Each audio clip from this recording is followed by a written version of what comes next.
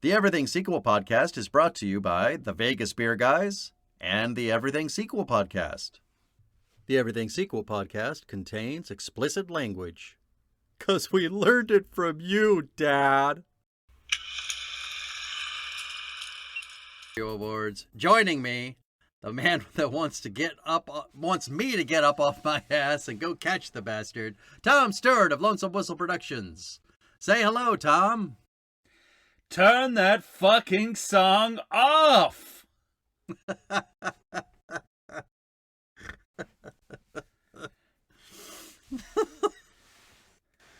Well, we're going to have an interesting ride here, I think. You know, it's mystifying to me that this movie is as bad as it is, given the strength of its cast and crew. Uh-huh. Because not only is it directed by John Landis, not only does it star Eddie Murphy, right? That quotable is from Hector Elizondo, who's an actor, you know, I always want to see in a movie. Absolutely. Even when he's a surrogate for another actor I want to see. Right. It's written by Steven D'Souza, of, you know, who's kind of the quintessential action movie screenwriter. Oh, I'm trying to remember what else he's done. Well, Die Hard, I think, and... It seems almost impossible that the writer of Die Hard wrote this fucking movie. And you know, this, I wrote notes about the soundtrack along the lines of, this sounds like the Mortal Kombat song played on a Casio keyboard, and this is the marching band version of the Beverly Hills Cop theme. And the soundtrack is recorded by Niles Rodgers, one of the all-time great musicians, co-founder of Chic, and just, you know, just to take it Michael Jordan in The Last Dance personally, he plays guitar on my favorite song of all time, which is David Bowie's Sound and Vision. Wow. It seems almost impossible that this collection of artists could fuck up quite so badly between all of them. And yet they have. Right. You want to know how bad the music is? I noticed it. I mean, in a sense, it's good. I have notes. It's a sense it's really good that I didn't know who was responsible, because I think I would have tried to make up excuses for why John Landis was doing a good job, or why the score was secretly excellent given the people who are behind it. So right. I'm glad it, you know, took me to either 3/4 of the way through the movie or the very end of the movie before I found all this information out. I mean, the actors you're reacting to in real time, but sure, everything else is it's good to approach that without any preconceptions, because then you can see it for what it really is. I was mystified the first time I watched this movie. Yeah. And I think shortly after it came out on video, I watched it one more time, thinking to myself, it can't possibly be as bad as I thought it was. And it was. And then I had not watched it again until we had to watch it. Mm-hmm. I said I went in with an open mind. Maybe it's too high expectations, whatever was going on. Yeah. Maybe the 2 times I watched it already. Let me give this movie another chance. And once again, it disappointed me. Just a $5 kick to the nuts, this movie. And I mean, you also have to think about it, not just about the people involved, but on a conceptual level. I mean, you know, I already mentioned that this is, and let's never forget, this is a promotional movie for a non-existent theme park. But someone also went in a room and pitched a Beverly Hills Cop sequel in which Eddie Murphy solves a murder with Walt Disney. Yeah. Yeah, both of those ideas were greenlit at some stage. That's baffling to me. Then they came together. Well, yeah, and you know, that's on a conceptual level, this movie is, I mean, you know, go back to that Mayor of the Mob episode of The Simpsons with Mark Hamill. This is a conceptual nightmare. That's exactly what this movie is. It's a conceptual nightmare. Well, as we go along, I have some, behind the scenes tidbits and stories. And what I'm starting to think now is that, that that moment in the movie A Perfect Storm when they're like, well, this low weather event is coming and this other one's coming over here. If all three of these things fucking collide, we're fucked. I think it was a perfect storm. Okay. Of nonsense behind the scenes of this movie to create what ended up being on screen. Yeah. And I'm just bad choice after bad choice, and kind of even lack of communication and weirdness and this and that this person not doing one thing and this other person thinking, well, somebody will do this, but that doesn't happen. And then what ends up happening is this limp turd falling out of an ass, which is this movie. Yeah. And I think, I don't know, I think this movie has bad intentions as well. I don't think it's just bad choices. I think it's also, because, I mean, it's a promotional film for a non-existent theme park, but if there's any theme park which is promoting, it's the Paramount Parks project. So this is, this movie kind of, it's still promotional content. I mean, it's not, at some level it reminds me of those ABC sitcoms which would suddenly do an episode in Disneyland. The whole thing would be in Disneyland, and they were doing that from like the 80s through to Modern Family. Sure.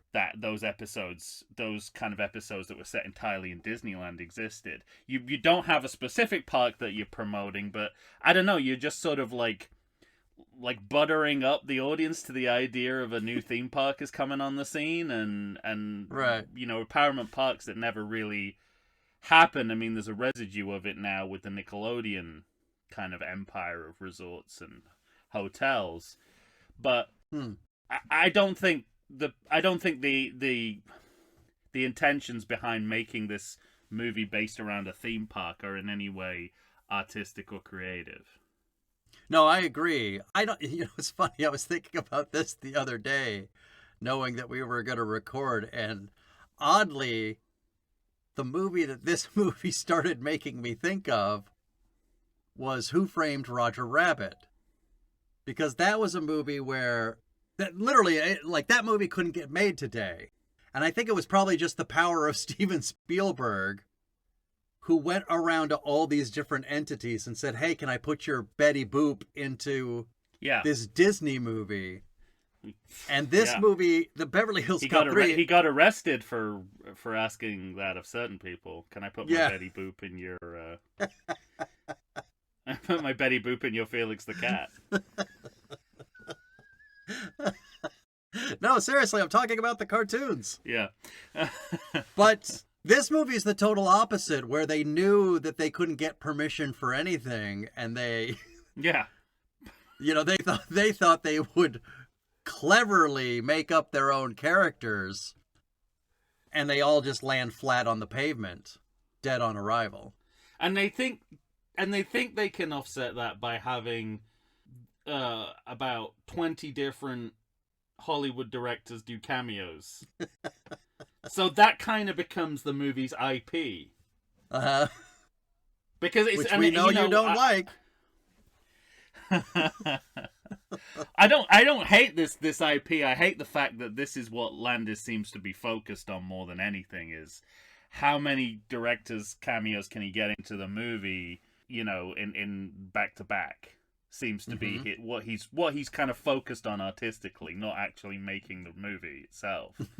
But I mean, I always knew that George Lucas did a cameo in this movie, but I had no idea that Joe Dante's in it, John Singleton. Yeah, right. Arthur Hiller. You've got Ray Harryhausen's at that bar as well. So there's a theme, there's a runner here, which definitely seems like Landis is more interested in this kind of this meta layer of the movie than he is in the movie itself. because it it just keeps coming back again and again. Well, we've talked about this before because, say, with 48 Hours, and we haven't talked about it yet, but I would say the original, the first Beverly Hills Cop movie, and then I think we talked about it some maybe in the second movie. Yeah. When you're doing a movie that is action and comedy, you have to try and make those things equally as good on both fronts. 48 Hours is a great example of that happening. Yeah. And I think the first two movies of the Beverly Hills Cop series do that pretty well. Sure. And then this one, it's as though nobody knows what makes an action scene work and nobody knows what's funny. Yeah. And so both of those things are landing flat. Agreed. Well, we've still got to do some business, but yeah.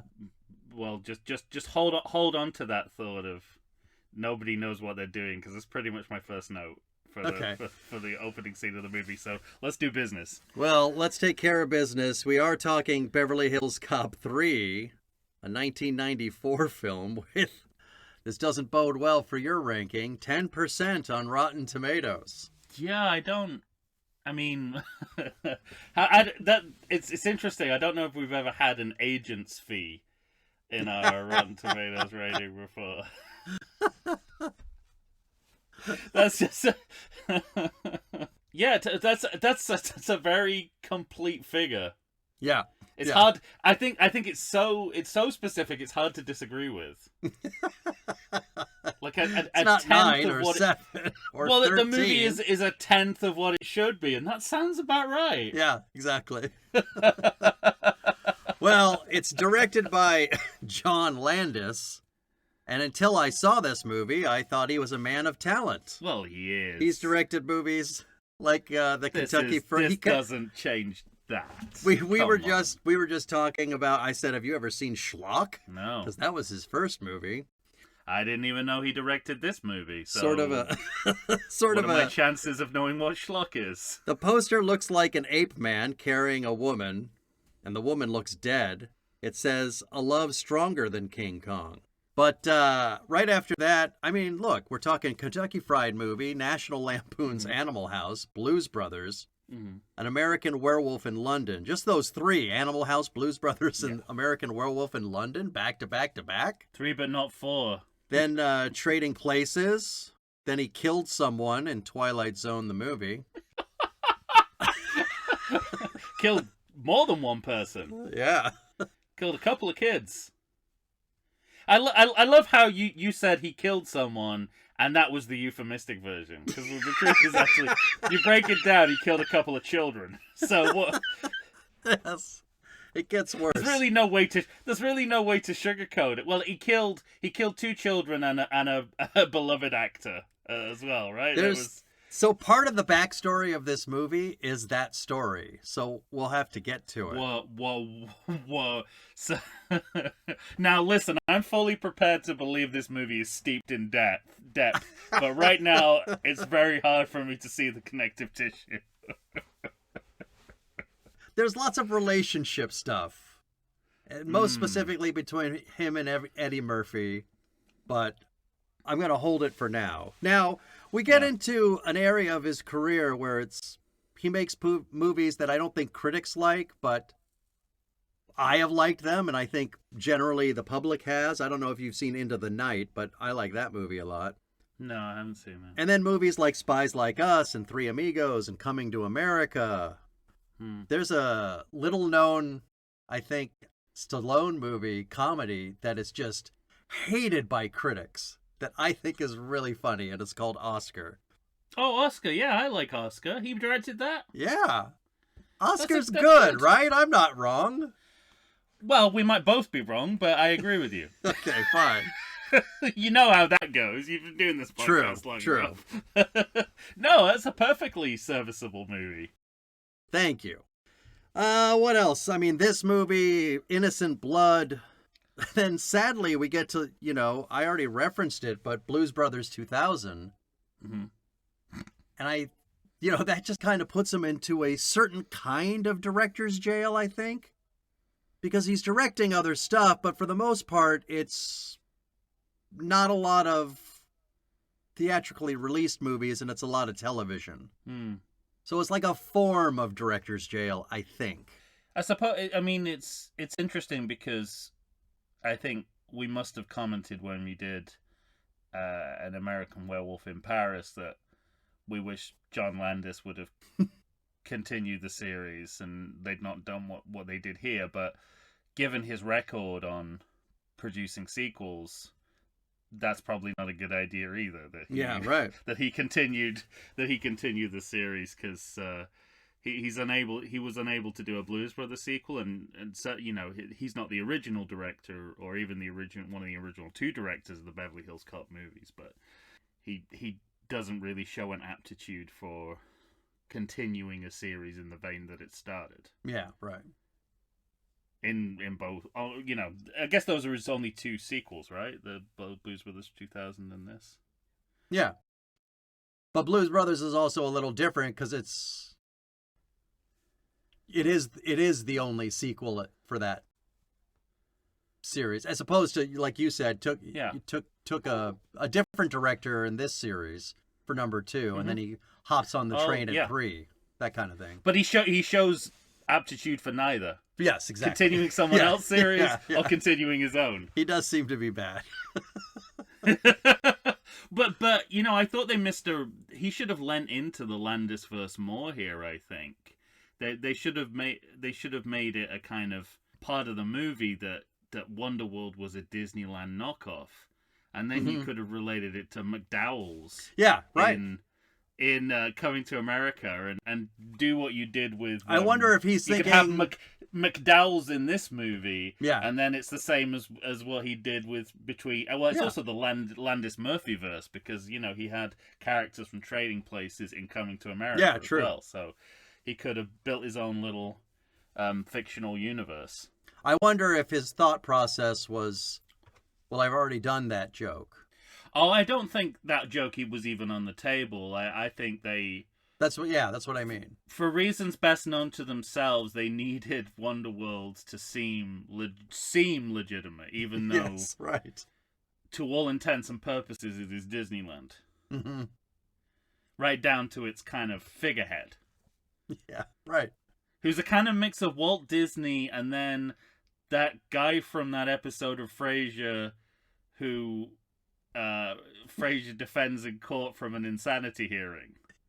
I don't think it's the same actor, but it's being played as the same character, right, in this movie. Well, we'll talk about Uncle Dave because I don't know what's going on there. That's I'll tell you this. It's like he suddenly became Robin Williams' toys. Yeah, yes, exactly. I think it's actually the same actor too. Isn't he the old man that has the toy store in Home Alone 2? Oh, it looks like him. There's a lot of old men who look like this guy because all of them look like Donald O'Connor when he's older, and none of them are.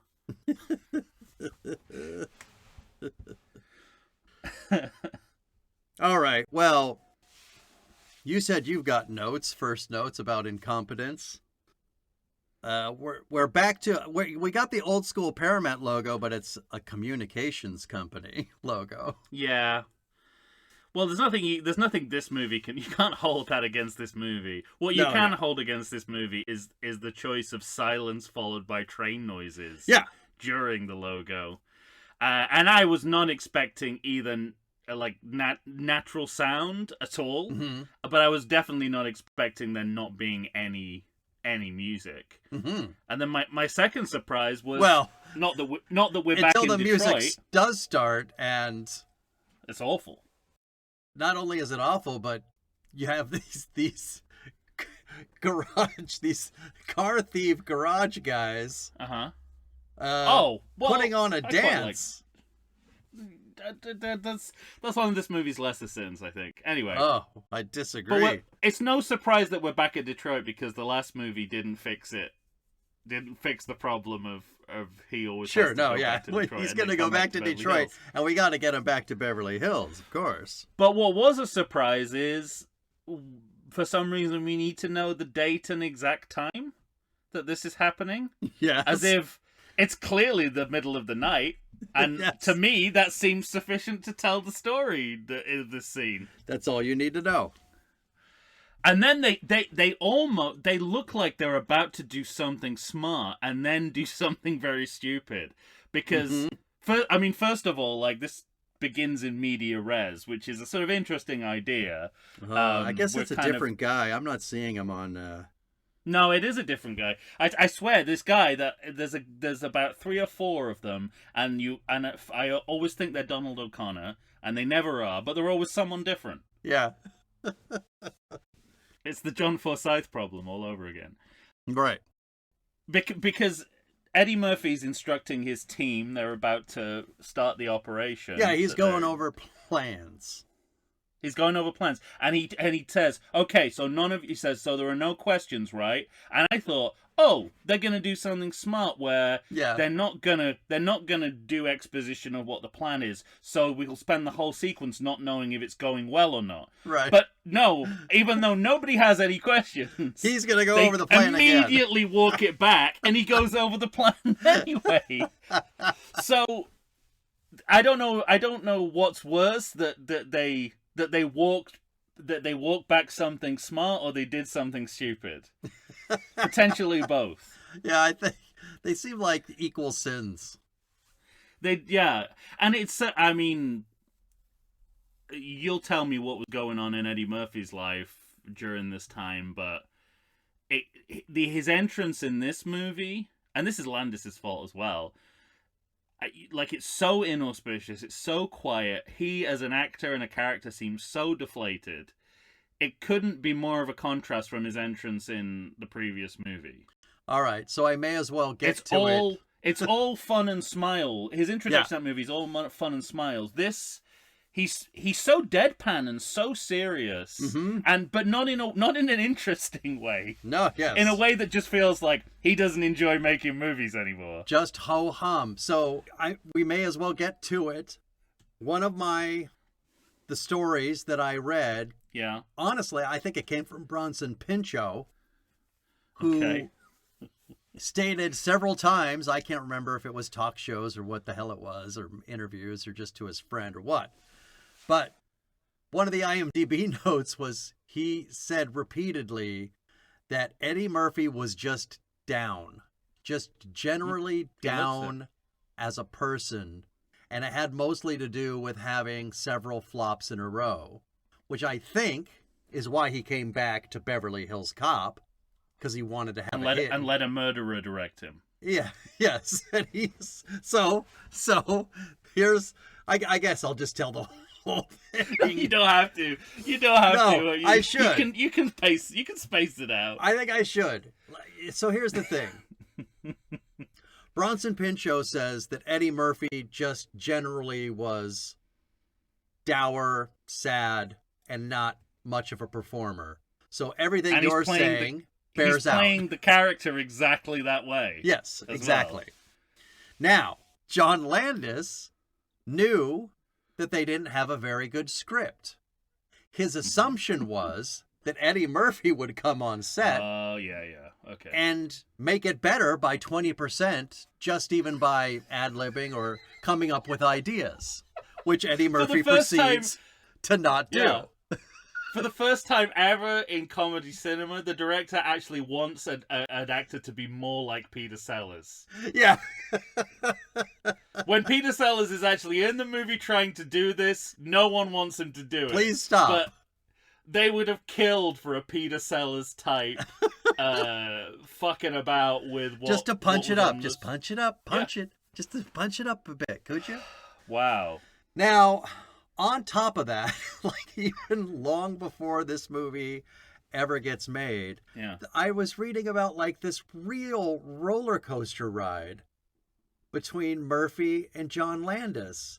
And excuse me, it was all about, like, at one point they would be yelling at each other so much on set, maybe even as far back as Trading Places. Right. so that nobody thought they'd work together again. And then Coming to America comes, and he says something like, just something truly mean. Like, I figured you were down on your luck because you killed people, and so nobody wanted to work with you. So I gave you another chance with Coming to America. It is mean. Yeah. It's not untrue, though. But it's not untrue. Yeah. Anyway, wrapped up into that. I'm with Eddie Murphy on this. Yeah. Well, wrapped into that, there was this huge court case. Yeah. I can't remember. I think it was that Eddie Murphy wouldn't come and testify on his behalf at the court case. But what could he have tested? I mean, as a character witness? I would say as a character witness, and maybe how he runs a set and that kind of thing. But I know that Eddie Murphy didn't, and that this was like something where he thought, well, fuck him, I'm never going to work with him ever again. Wait, he would have got off with even less punishment when he got, which, as I understand it, was nothing? Yeah, I think so, yeah, right.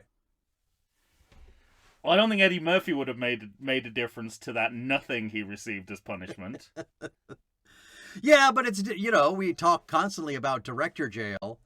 Mm-hmm. And I think he was in a different kind of jail, maybe, at the time, where... Well, it was death row for him. It was... Unfortunately, he wasn't in the chair. He put other people in the chair, including 2 children. Never forget. Yeah, so, and then John Landis at some point is claiming that Eddie Murphy deliberately was trying to make this movie not funny. And so there's just like this... Oh, the penny's starting to drop. Yeah. I could, if I'm watching that movie through that prism, as a kind of Brewster's Millions, but with comedy instead of money. Right.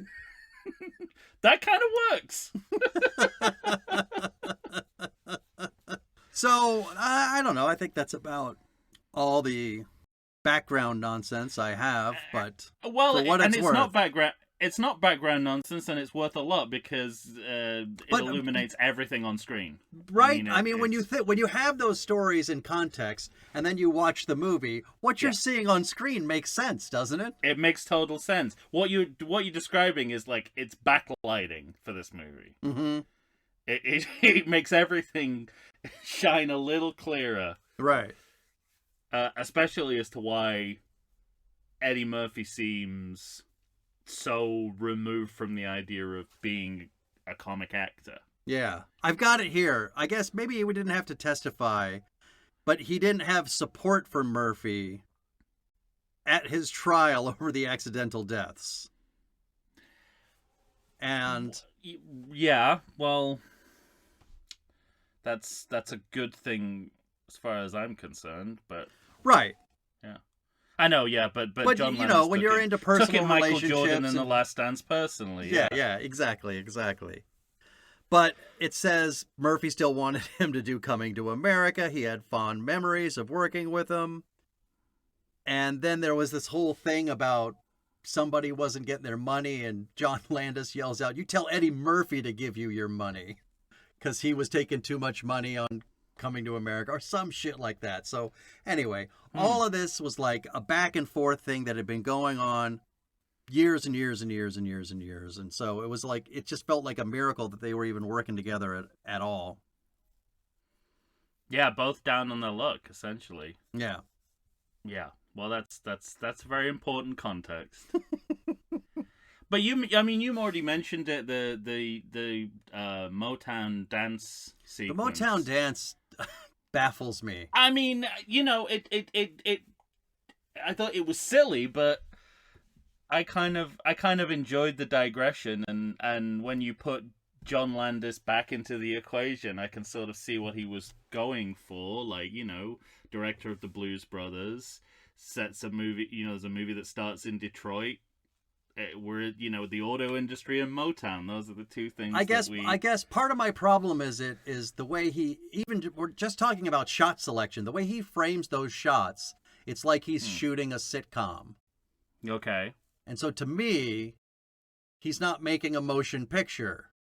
It's a fun idea.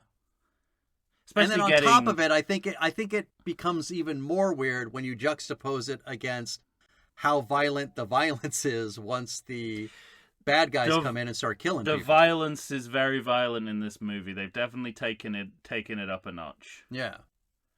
And I did wonder whether, if you can see any trace of Landis in this movie, it's that the kind of gloss that Tony Scott put on the violence in the previous movie, where it's really just 18 violence. You get a sense that no one's gonna get, no one's really, apart from the villains, is gonna get hurt in a meaningful way, and they even walk back the Ronnie Cox shooting by the end of the movie. Sure, but there's no sense here they're gonna walk. People are gonna get killed, shot, maimed, and even your three heroes at the end of the movie are as needed, right? Are riddled with bullets.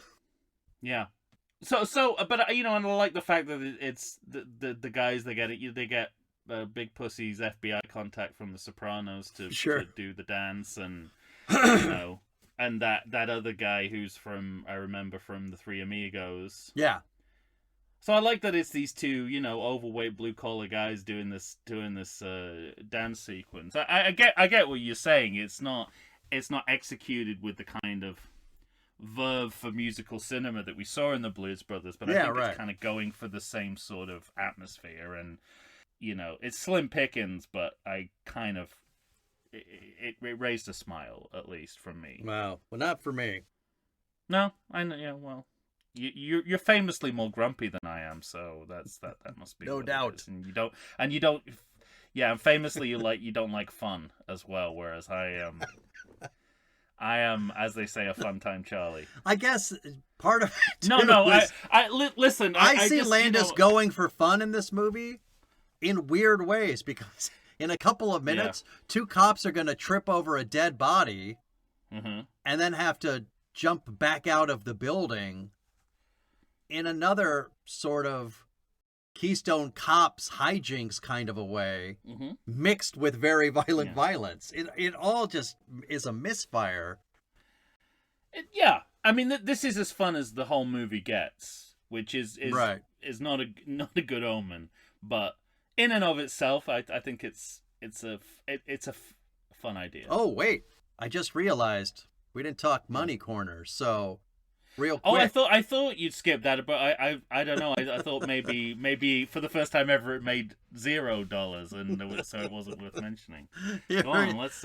Budget of $50 million, an opening weekend of 12.4, in the USA 42.6, and in the world 119.2. Okay. Honestly, I'm kind of surprised it even made that much money. That's just brand name value, isn't it? Yeah. And I think 2 was a But success. I think it says something too that it in the USA it didn't make its budget back, and so that's not so long after 2 that it can't still ride the wave of goodwill. Sure. If it had been a few years later, I think people would have been far less interested. I also don't think it would have got a theatrical release.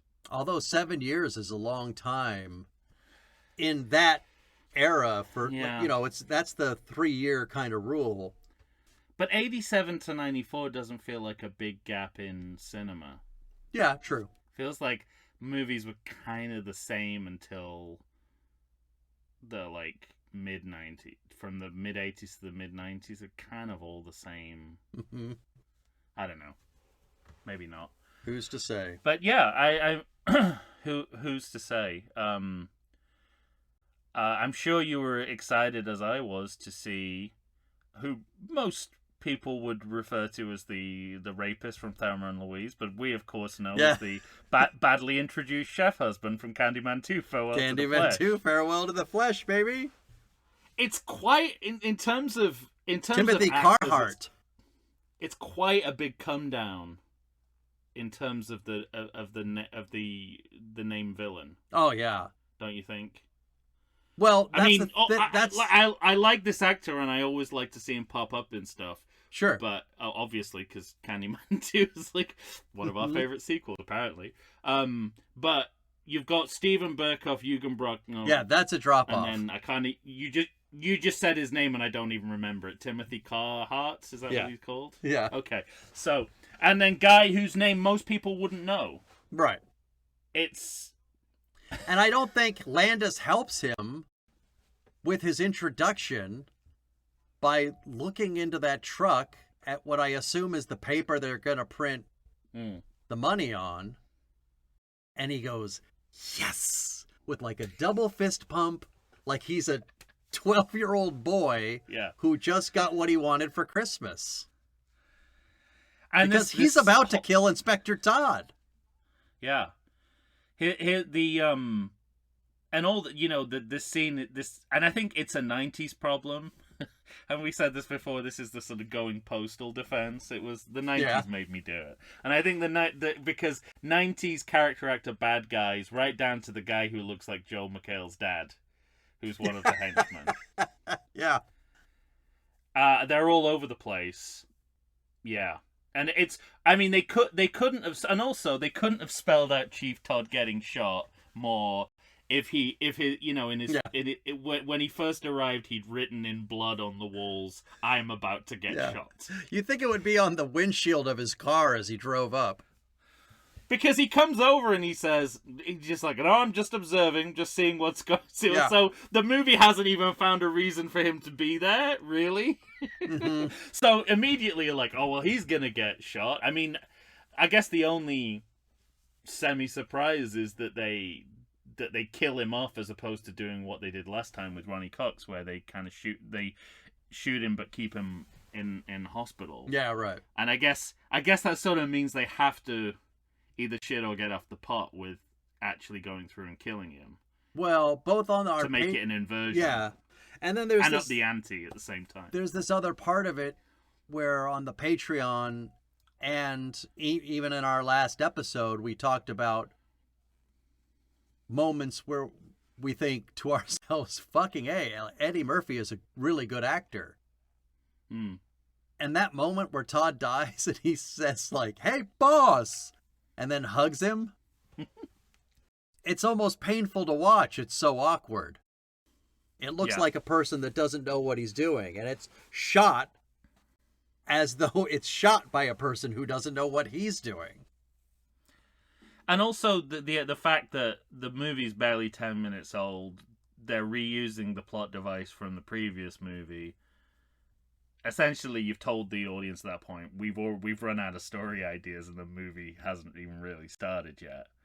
Mm-hmm. So if they were going to do this, they shouldn't have foregrounded it. Yeah, I think. And it's interesting, like some of the kind of historical commentary on policing that you, not that this movie's necessarily making those, but you can see them by watching these movies back to back. And how our ideas of policing have changed over the years because of the conversation about SWAT. Yeah, right. Right? So they're trying to take account of the ways that policing is changing, and, you know, there's a kind of militarized version of the police out there, and they're clearly taking aim at the black community. Mm-hmm. The movie certainly feels like it has to address that change, especially when you have an African-American actor as your lead.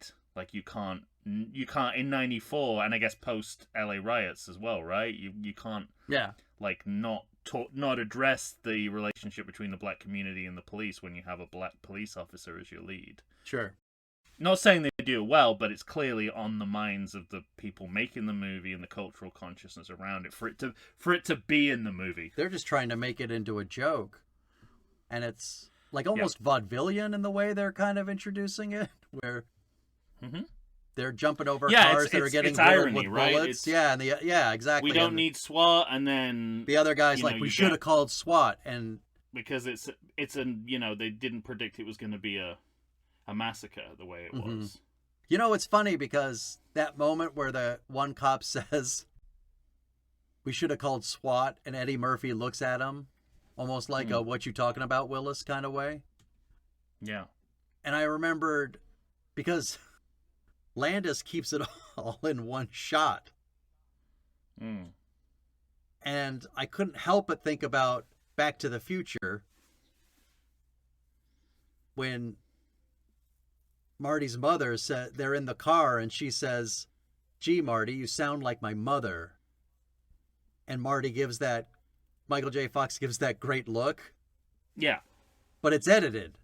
Mm. We go to a different shot where he gets to turn his head and look at her. Right. And all of a sudden it's comedic. Mm-hmm. And this movie doesn't have that comedic tone because he kept it in the one shot. Anyway. It's just more evidence. Theoretically, that should work better, though. Says John Landis sucks in this movie, Tom. But theoretically, that should work better in a comedy movie, that you don't break up the shot. But undoubtedly, his natural instincts are off for comedy. It doesn't work. It doesn't, but, you know, you can't throw the baby out with the bathwater. He still knows what he's doing with comedy, even if he doesn't. Even if, you know, something's off here. I don't know. And it is the lack of a score is really conspicuous. Oh, until that car chase starts, and then because I wrote down, this is the worst music I've ever heard in my life. But also, there's been no music up to this point, and you're sort of like, are we gonna have no music? I mean, is this movie gonna go as far as not actually having a soundtrack? Which is extremely jarring because the last movie was a jukebox, you know, soundtrack. Yeah. And we kind of... Needle drops. It was needle drops. So this, and before I knew that John Landis was directing this, I wrote that the director likes his music underneath the diegetic sound, which is a marked contrast with Tony Scott. I mean, couldn't be more of a marked contrast. Tony Scott likes his music loud and drowning out the dialogue for obvious reasons. And, you know, nothing says the 90s like Elaine's psychiatrist boyfriend from Seinfeld playing a cop. Yeah. And this is a testament to how badly plotted this movie is. Not only did I know Todd was gonna buy it from his first entrance, but I even casually predicted that this guy was gonna turn out to be the villain, because I said, feels like he could have switched places with Timothy Carhart without any real loss to the movie. Right. And that's essentially what happens by the end of the movie. He's the other bad guy. He's the baddie. Also, the feds just sort of sitting parked on a corner waiting for a car chase to happen by them so they can stop that Eddie makes Murphy. Sense. They obviously got inside information, though, because that's because of the guy is in on it. The Fed is in it. I suppose. That's fine. Whatever. There's a lot of logic holes you can poke in this movie. I wouldn't necessarily focus on that particular one, because we haven't even got to Wonderworld yet. Right. And I feel like once you get there, there's a ride called Plot Holes. All right, and know, we're so lucky that they decided to wrap those guns in a theme park hotel towel. Yes. And also lucky that it happens that Eddie Murphy has stumbled on an LA-based theme park. Right. Of all the theme parks in the country, very lucky. Not quite in Beverly Hills, but close enough to call this movie Beverly Hills Cop.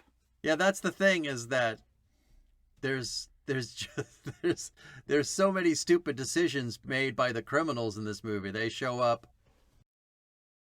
without really knowing what's going on around and outside the building. They show up with their fucking Wonderworld towels.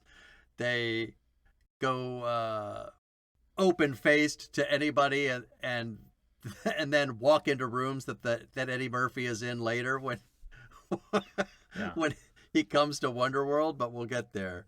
Why don't we take a first break and then come on back?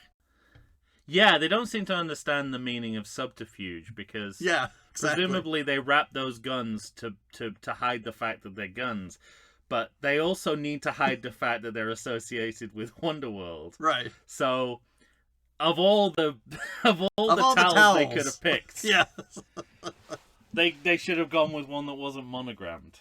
Didn't I tell you to bring a towel from home? I did. I brought this one from home. Or God damn it. Double bluff them and you know, make it a Disneyland towel, and then the feds or whoever will be heading out looking for, you know, exactly looking for right. Nowadays, even I get overwhelmed when confronted by the exhaustive selection of craft beers they have at bars, breweries, and even grocery stores. Back in the day you had one, maybe two craft beers to choose from, and if you were confused, you ordered a Guinness. But in beerstinations like San Diego, the craft beer options lately are in double, sometimes even triple digits. So what's a beer drinker to do? You need what I need, the Vegas Beer Guys. Your beer of choice should be a perfect blend of malt and hops. And so a live show about beer needs that same balance. And the Vegas Beer Guys matches beer expert Dan Aker with self-proclaimed beer novice Stephen J. Weiss. The results are eminently drinkable. They're on Facebook, they're on Instagram. They'll try new beers, they'll tell you about beers. Think of them as your beer Sherpas guiding you up a foamy-headed mountain to reach the peak of your pint. God, I need a beer.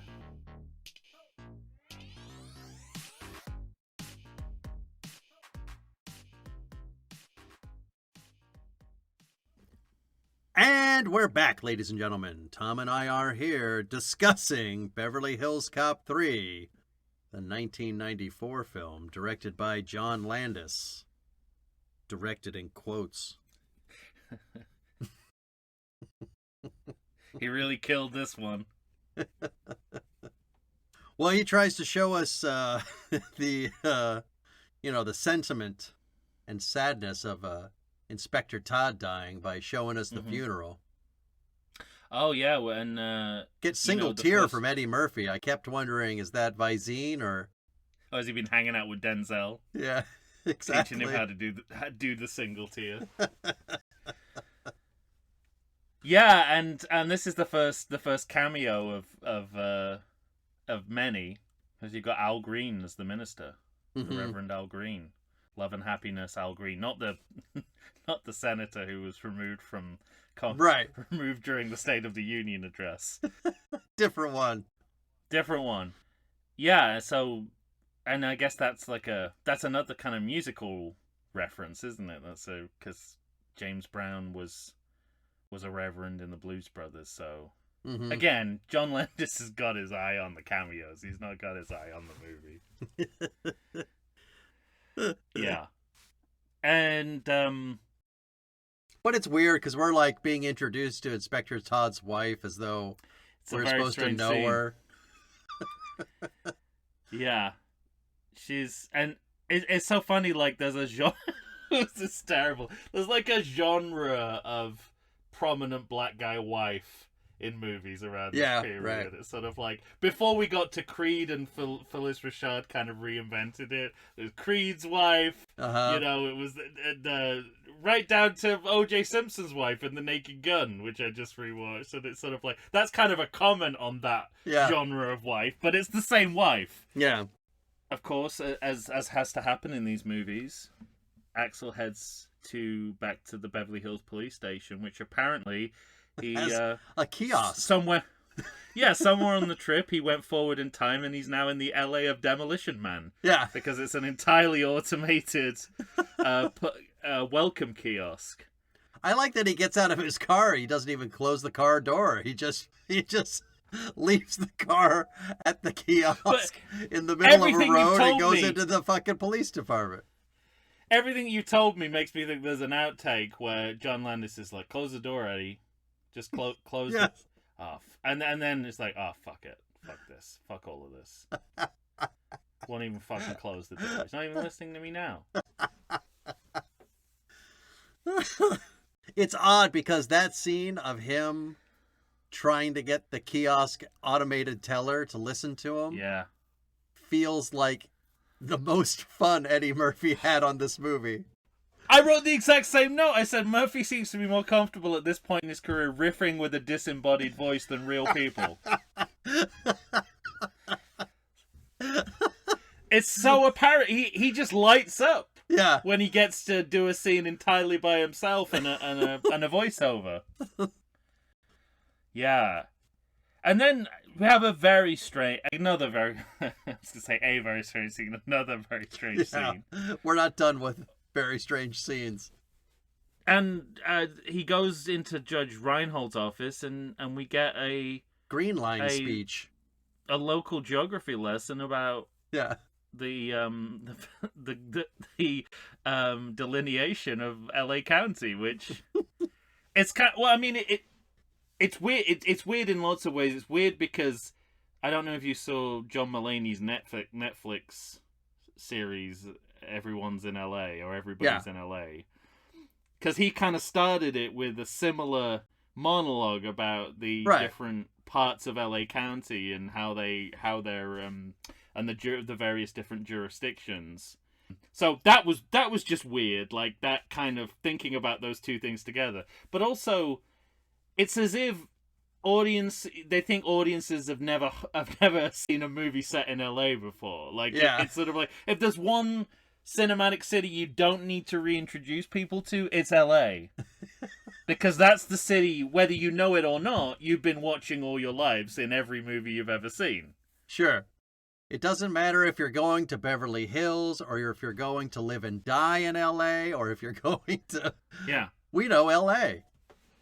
We know LA, but and also they're sort of fudging the fact that this movie won't be set in... I don't know if they're sort of managing the audience's expectations for the fact that this movie's not going to be set in Beverly Hills. Yeah, right.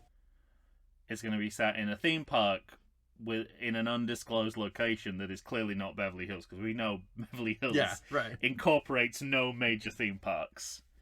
It's a geographical and you know, and that's the thing. It's sort of like you can sort of, and because you know LA as a city, you sort of know, well, Universal Studios is in Hollywood and Disneyland is in Anaheim. So you figure it's in one of those two places, neither of which is Beverly Hills. Right.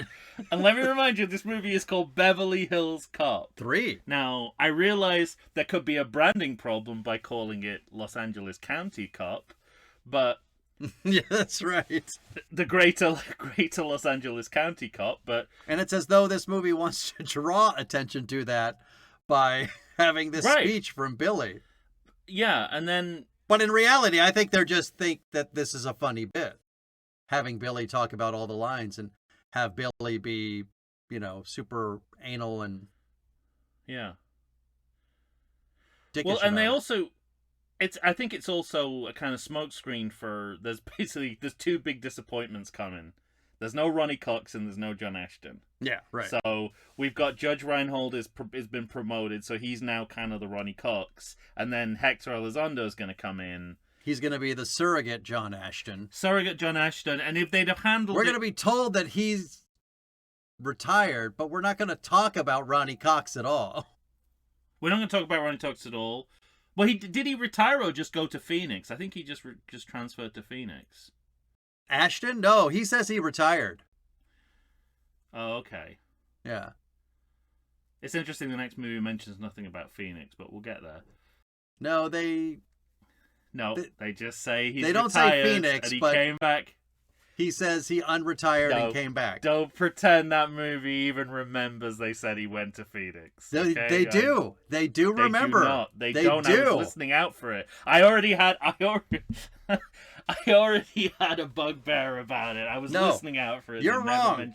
In this movie, they don't ever in the next movie say the word Phoenix, but in this movie he says he retired. No, that's what I'm saying. Remember. No, I'm saying in Axel F they don't say Phoenix because they don't give a shit about this movie. But they mention the fact that he retired. Yeah, but they don't. And so all you have to do is remember that they said Phoenix. Okay. All right. In this movie, he says he retired. He went to Phoenix. That's what I'm saying. That is exactly what I'm saying. That they say it in this movie, and they refuse to acknowledge it happened in the next movie. Like everything that happened in this movie. No, that's not exactly true. In the next movie, Eddie Murphy says, "I thought you retired." And he said, "I did, but then Maureen will take me back, so I came back." And then we see Marine. We'll talk about that. We'll have to talk about that. You better be. I would be writing your defense right now. Nobody ever fucking shows you Vera on Cheers. What the hell are they thinking? Okay, well, you've made my argument for me. I don't need to make it now. Yeah. So anyway, he's and I don't know if you know anything about this because you seem to have all the behind the scenes Chisme. Mm-hmm. But was this written as Taggart, and then was Hector Elizondo written Yeah, as what Taggart, happened and then was they kind of both and then Ronnie he just came Cox and drew and- attention to the facts. both Ronnie Cox and John Ashton were going to be in the movie, and then Mm-hmm. I can't remember why the movie was delayed. Probably because it had such a shitty script, but they had to wait for so long that they committed to other projects and they couldn't be in it. Yeah, because back in my mind, I was like, why is Ronnie Cox not here? And for a second, I thought, oh, like, was he ill or did he die? But no, he just played Jellicoe in Star Trek Next Generation. He couldn't... His popularity is like at an all-time high. Yeah. The greatest guest star in a single television show, Captain Jellicoe in Star Trek Next Generation. Oh, okay. That chain of command double episode. Whew. He's so good, you're like, Patrick Stewart doesn't want to renew his contract. Kind of okay. You'd be all right. I'll take Ronnie Cox. All right. Well, I don't remember that episode. Or those it's episodes. such a. You should go back and watch. It's such a good episode because basically he doesn't get on with Riker at all, and at the end of the episode, you kind of see his point. It's really good. He's like voicing everything that fans don't like about these characters, but in the form of a captain to their subordinates. So he gives Deanna shit about not wearing her uniform on the bridge, which is fucking like everyone like at home's been going, finally someone said it. Why is she allowed to go around in a leotard? No one else is. But anyway, yeah, it's a shame he's not here. But I imagine he does. He probably thinks he made a good decision. That's in funny. retrospect. At any rate, we meet Hector Elizondo. He's our surrogate. Well, so much so that he's like, Taggart used to talk about you. It's like, no, Yeah. don't draw attention to the fact that you're a Taggart I know. surrogate. You're a good enough actor that you could kind of slip in under Right. the radar and we'd just get used to you, but not if you keep mentioning Taggarts. Don't draw attention to the fact that Taggart's not here when you're his surrogate. Yeah. I, Hector Elizondo, who if you've never seen in any other Beverly Hills Cop movie, have known these cops a long time, and they've told me an awful lot about you. Do you think there's like a version of the Bechdel test with surrogates? Yeah. Where it's sort of like they have to, in a scene, if they only talk about the character they're replacing. Because it kind Right. of happens in Beneath the Planet of the Apes as well, right? With all Yeah. James Franciscus is talking about is Colonel Taylor the Right. whole time. Where is he? Yeah. And it's so interesting, like as soon as they introduce Wonderworld, bearing in mind I've never seen this movie before, I kind of knew I knew there was a theme park in it, but I didn't know to what extent the theme park was in was part of the movie. And my note is, without any advance information, this location feels like it's going to be an albatross around the film's neck. And that totally vindicated by the end of the movie.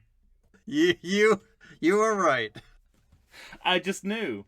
Well, especially once you get to the park and you realize that they're doing some location filming, but every time you see like characters interacting, it's like a blue screen behind them. Yeah, right. So I'm like, well, if you can't even match the foreground to the background, then we can't spend most of the movie here. Right. We're going to spend a quality amount of time at this park, underneath the park in hallways as well. And it kind of turned me into a theme park archaeologist because he sneaks down into the tree into the secret underground Hitler bunker. Yeah, right. That is beneath the beneath the planet of beneath Wonderworld.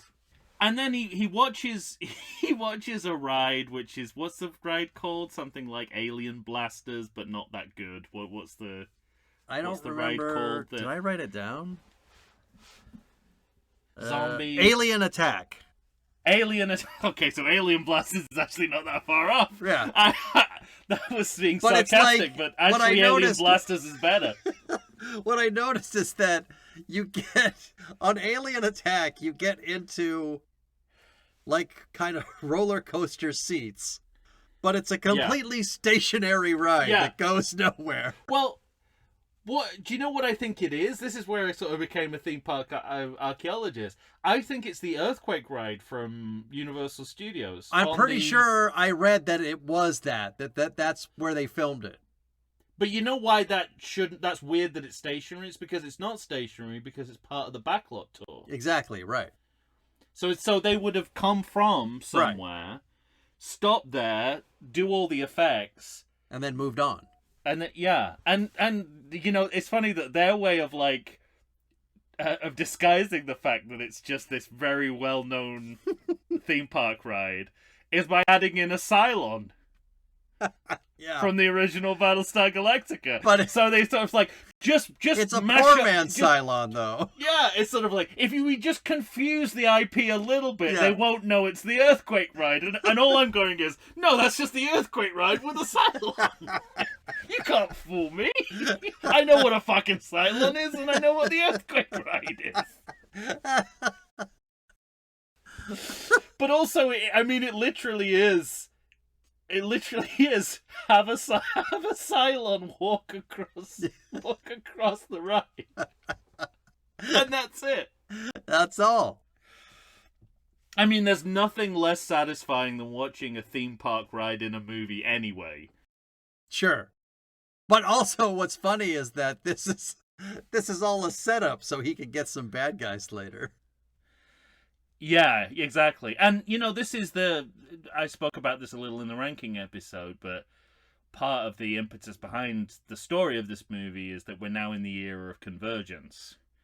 Mm-hmm.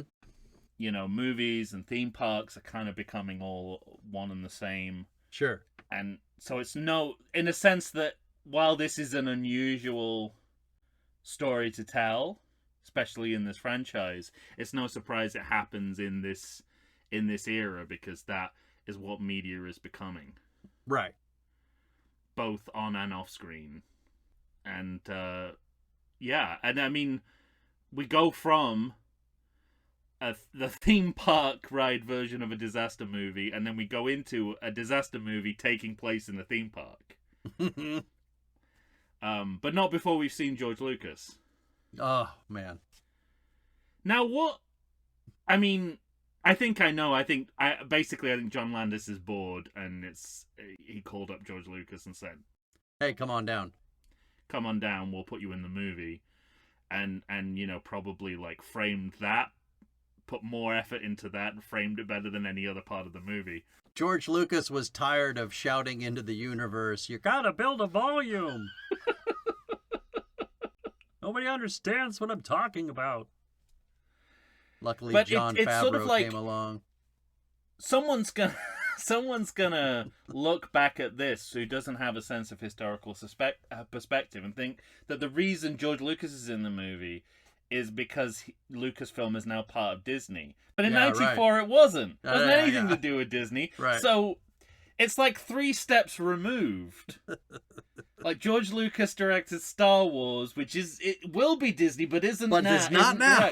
Yeah. And you know what? Wonderworld is sort of Disney, but not anyway. But it doesn't matter because George Lucas has nothing to do with Disney, so none of it has anything to do with any of it. It's so dumb. Also, I mean, even before he sees Lucas, when he's still downstairs, like he leaves the alien attack earthquake ride, and he's just walking down the halls. What possesses DeWald, our favorite Candyman 2 Farewell to the Flesh villain, to just tell people to go down there and start shooting? Yeah, well, there are more subtle ways to get rid of this person. Not in the 90s, there weren't. Oh my gosh. Yeah.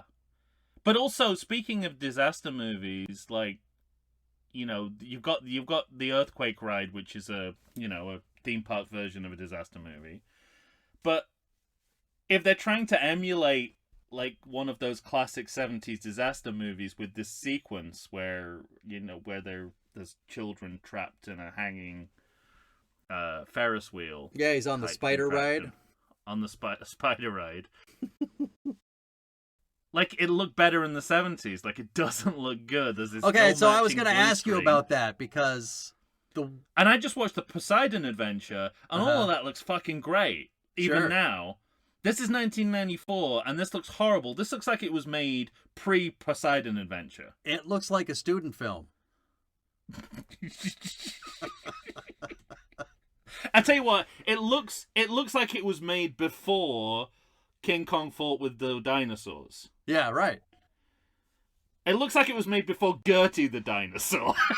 Like, there are moments, there's so many odd moments. There are moments where the framing of this movie, so many of Yeah.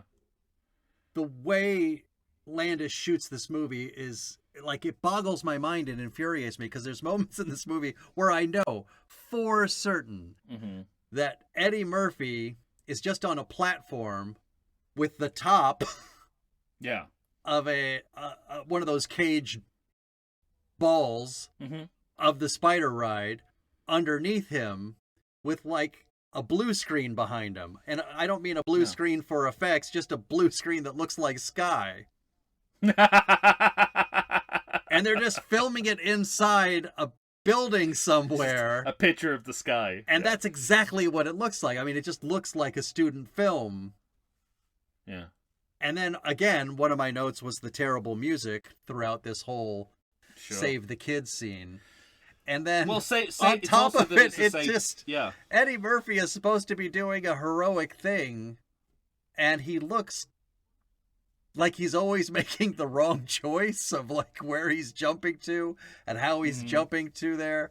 And then when he actually ties the rope off, yeah, I think inside the door, right, of where the kids are, and he gets the kids on top of them, and they start shimmying down the rope right before the whole thing's going to crash. There are shots where you see that that he's run out of rope, and they're still going to be 50 feet up in the fucking sky. Yeah, and I mean the fact that, you know, we're 3 movies in, and we've taken like a classic anti-hero, and we're sequelizing him by aligning him with children. Like now we, you know, he's become the sort of parental protector guardian character that all heroes in series, if they last enough sequels, will eventually become. Yeah. And it's just doing it so, you know, it's so on the nose. Like it's not doing, it's not like, you know, I don't like how they do it in Terminator 2, but I'll say it's done artfully compared to this. This is literally just because these kids never appear again. Yeah, right. This has no bearing. This has no bearing on the story, except that we want to reframe how the audience relates to Axel Foley. But it's all the wrong impulses and instincts of what we want him to be. And speaking of the 90s, yeah, we have to have a video manipulation plot device. Yes, right. And I blame Rising Sun. I really do. I feel like this is the... You should. You absolutely should. After Rising Sun made it possible for all 90s for movies all this to have bullshit. Edited video footage of the plot point. But again, in Rising Sun, it is somewhat artfully done with, like, you know, it's Photoshop people's faces digitally. Here, they just press the record button over the incriminating bit and then take it off. Eddie Murphy's watching. He goes down and well, actually, this is the part where he sees DeWald. Yeah. He comes into the room and Eddie Murphy goes nuts. Mm-hmm. You know, Eddie Murphy is still a sworn police officer. Yes. All he has to do, like, I witnessed you murder someone. Here's my cuffs. I'm putting them on your wrists. I'm walking you out of this building. Good day to you. But maybe that was John Landis's revenge. It's like having a story in which no one is going to believe Eddie Murphy in court. It's his revenge for what he did to him back in the day. But DeWald just has to say, "Excuse me? I was in Laguna this weekend." And that's the end of the conversation. Yeah. And then they start watching that tape. And I love that when it gets to the part where the guys are shooting at them, that the tape just goes fuzzy. And nobody finds that odd. Weird. Yes. It's like that episode of Rock Bottom where Homer's being interviewed after the sexual harassment incident. Yes. And they just hold on a freeze frame of him that makes him look like he's about to grope someone. Mr. Simpson! No! Mr. Simpson! No! Yeah. But to play devil's advocate slightly, I think part of the reason why Carhart is supposed to be what's his name? You keep saying the villain's name and it sounds ridiculous. What is his name? DeWitt? Yeah. Not the way you're saying it. The DeWald. fact that this is DeWald. DeWald. Fucking stupid name. Yeah. DeWald. And also his first name is Ellis. So Ellis DeWald. Ellis DeWald. Classic white person's name. But I think part of what they're getting at is again like comments on how policing has changed. So this is a kind of great fear of the time is the power of private security firms to sort of rival the police. Yeah. And like unregulated police forces essentially.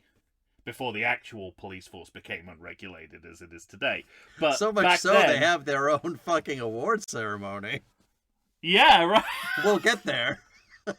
Yeah, so it's this fear of kind of the privatization of the police that he represents, and the idea is that he would have about the same standing. Yeah. He would be as trustworthy as an Axel Foley, and more so because he's a white guy in a suit versus a black guy in a lion's jacket.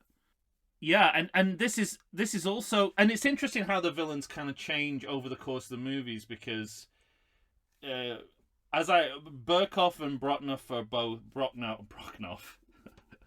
Just mash them. That's their. I'm going to ship them as Broknov.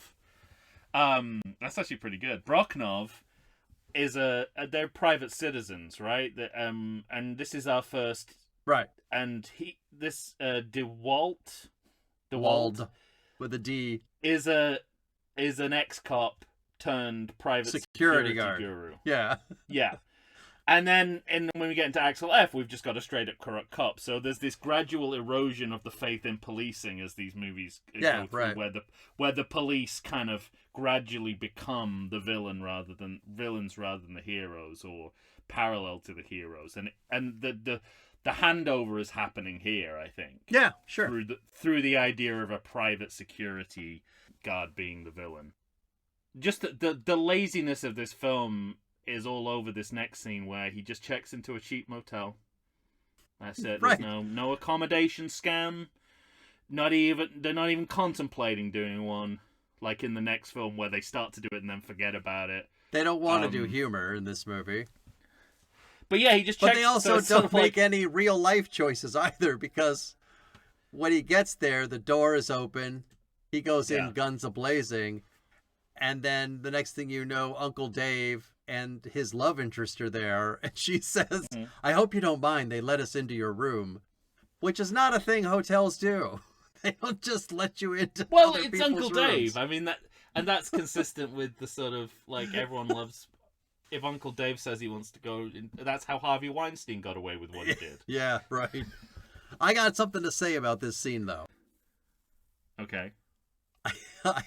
I need our time machine to go back in time to when I saw this movie in a theater. It seems like a misuse of that technology, but go on. It's a total misuse. Okay. I'd go back and see the Roman Empire, but I swear, swear, that's just me. One of the things that still makes this scene hilarious, like Eddie Murphy sees that his door is kind of ajar, so he goes in with his gun. Yeah. And he turns the corner. Now, in this movie, as it's constituted right now, it's like it's basically a close-up.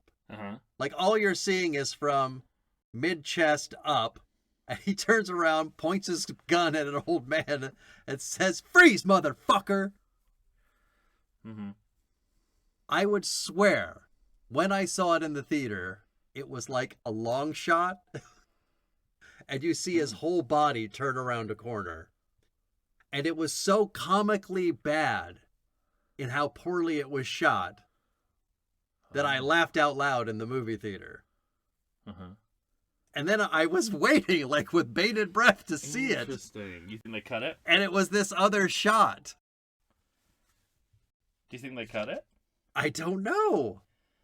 It tested badly? Because and I they could cut just it? 'Cause be... I could just be remembering it wrong. Why would you change could be, one man. shot in your shitty movie?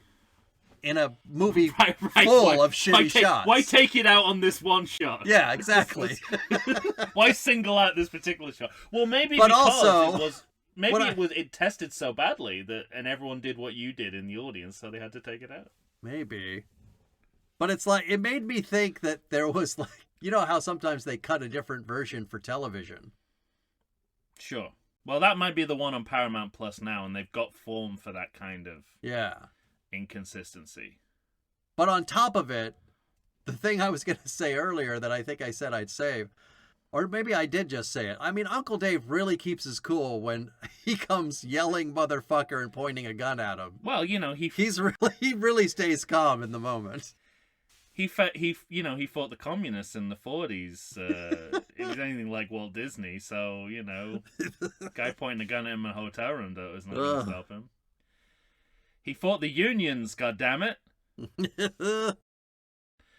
Well, I don't know whether to bring this up now, because it's starting to seed here, but it comes up later, and I'm trying to remember the first movie, but they only really flirt with the idea of him having a love interest. It's more like platonic female friendship, right?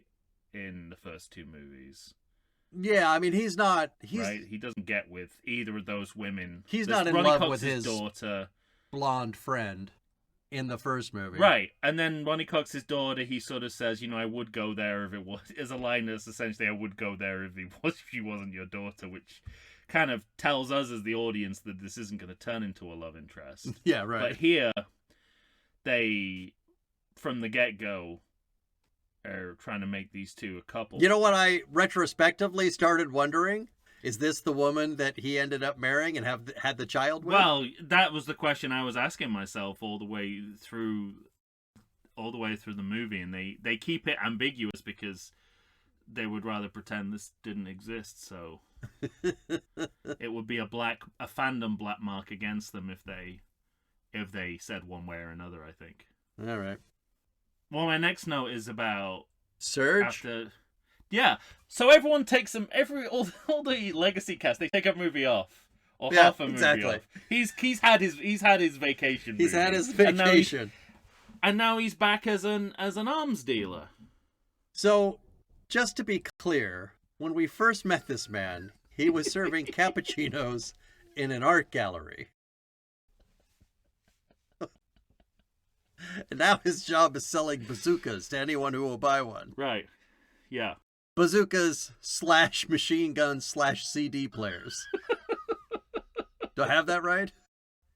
Yeah, absolutely. All right. So, on the plus side, Bronson Pinchot still has life behind his eyes, so he does. For a few moments, we get the energy that we need. Mm-hmm. We have comic energy for the first time in the movie, but it's fighting against everything else being wrong. And essentially, so what they need out of this scene is they need a cue, right? They need someone to go over, introduce all the technology that's going to be used later on in the movie. And they've decided to sort of kill two birds with one stone and combine that with a legacy actor character cameo. So, like, they should have gone with one or the other. Like, he should not be the Q figure, but they knew they needed a Q figure. They knew they wanted Bronson Pinchot back. So they combined them both together and made it the same scene. And it's just ludicrous. It's insanely... It's weird because I really love the character of Surge, and it's nice to have Bronson Pinchot around. Yes, I agree. And yes, he brings life to this movie, but he's also completely misplaced. Completely misplaced. That's it. Yeah, misplaced is the word. And they also... I'd almost like it more in the next movie if he had taken 2 movies off. Completely, yeah. It would have worked. Well, yeah, or that they'd mention that he was an arms dealer in the next movie. But you know that's not going to happen because deafening silence about this movie in Axel F. they also, the other thing that doesn't make sense about this scene is not whoever's writing the script, and I'm surprised Judge Reinhold didn't speak up, has seemed to have forgotten how much Rosewood was into guns in the last movie, and he says nothing in this scene. Yes, right. I mean, if he was the character he was in the last movie, he would have had a full-on orgasm during this scene. Give me two. Based on what we know about him from the previous movie. So they've kind of retconned that. And it does... I have a sense that what happened was Judge Reinhold did know that this was inconsistent with the character as written, but he was just like, it's not worth bringing up. Like, yeah, I'm just cashing a check. It's going to set everything back. I don't need to worry. This isn't going to be good anyway. I think that's got to be it, right? Because why wouldn't... I mean... There's that great story about Walter Koenig in Star Trek II: Wrath of Khan. Like, he knew that Chekhov wasn't around in the episode that Khan was in. Yeah. So he knew the scene where Khan recognizes him. I never forget the face. Right. Was... didn't make sense, and someone asked him, "It's like, did you raise it with the producer?" He's like, "No, because what's going to happen? I'm going to lose a job. They're going to be like, okay, we'll get we'll get George Takei to do the scene instead." Yeah. So he's going to talk himself out of a job, and I think Judge Reinhold is probably in the same position where it's like they might take me out of the scene if I tell them that I should be reacting differently in the scene. Right. Or... Yeah. Mm-hmm.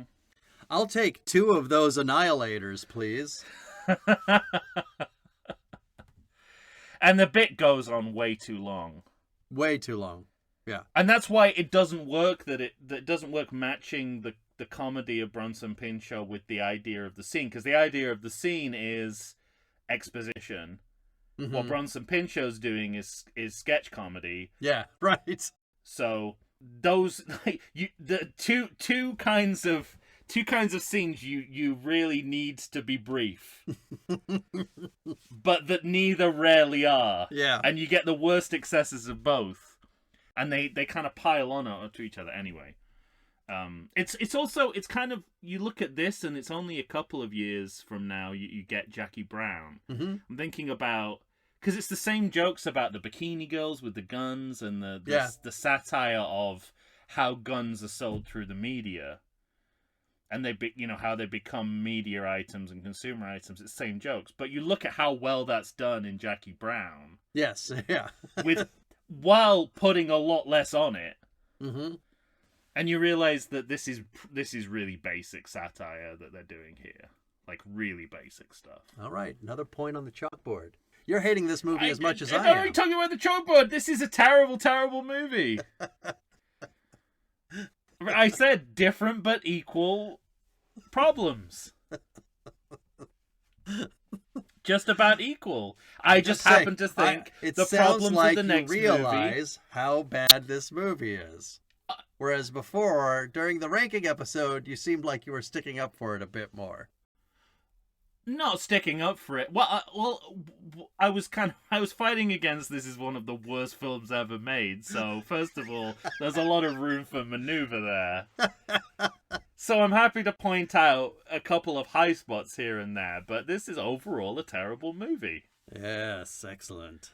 One of them is coming up with the Private Law Enforcement Man of the Year. Yeah, and it's kind of funny because it's almost a line-for-line recreation of that scene from The Fugitive the year before. Yeah. Where he goes and he's clapping. He cock blocks the awards. It was not an awards ceremony, is it? It's a conference speech. But yeah, it is a speech. Keynote. Yeah. You switched the samples. You switched the samples, didn't you? That's a weak point from him. You switched the samples. So instead of talking about this. That's a floppy point. Yeah, floppy point. It's like a Spaniard point. Yeah. It's almost flamenco. Did you kill once too? You did, didn't you? I'm just gonna talk. I'm not gonna talk anything about this scene. I'm just gonna talk about that scene now. I think I've earned it. My favorite. Again, I have to tell you. Again recently. And you're pointing at me now. I am pointing at you. I have to tell you, there was one thing in this movie that genuinely made me laugh. Yeah. But not because I thought it was a good bit. I just thought it was so stupid it was funny. Mm-hmm. And it was when at the speech, when DeWald is supposed to be getting his award, they talk about the underprivileged kids he works with. Uh-huh. And he's like sitting at a table with children, and they all stand up and wave. Oh, yeah. Fuck, that really got me. That was so dumb. I just thought it was hilarious. Yeah. And I think this is everything you said about Landis knew the script was terrible, but he thought Murphy could elevate it on set.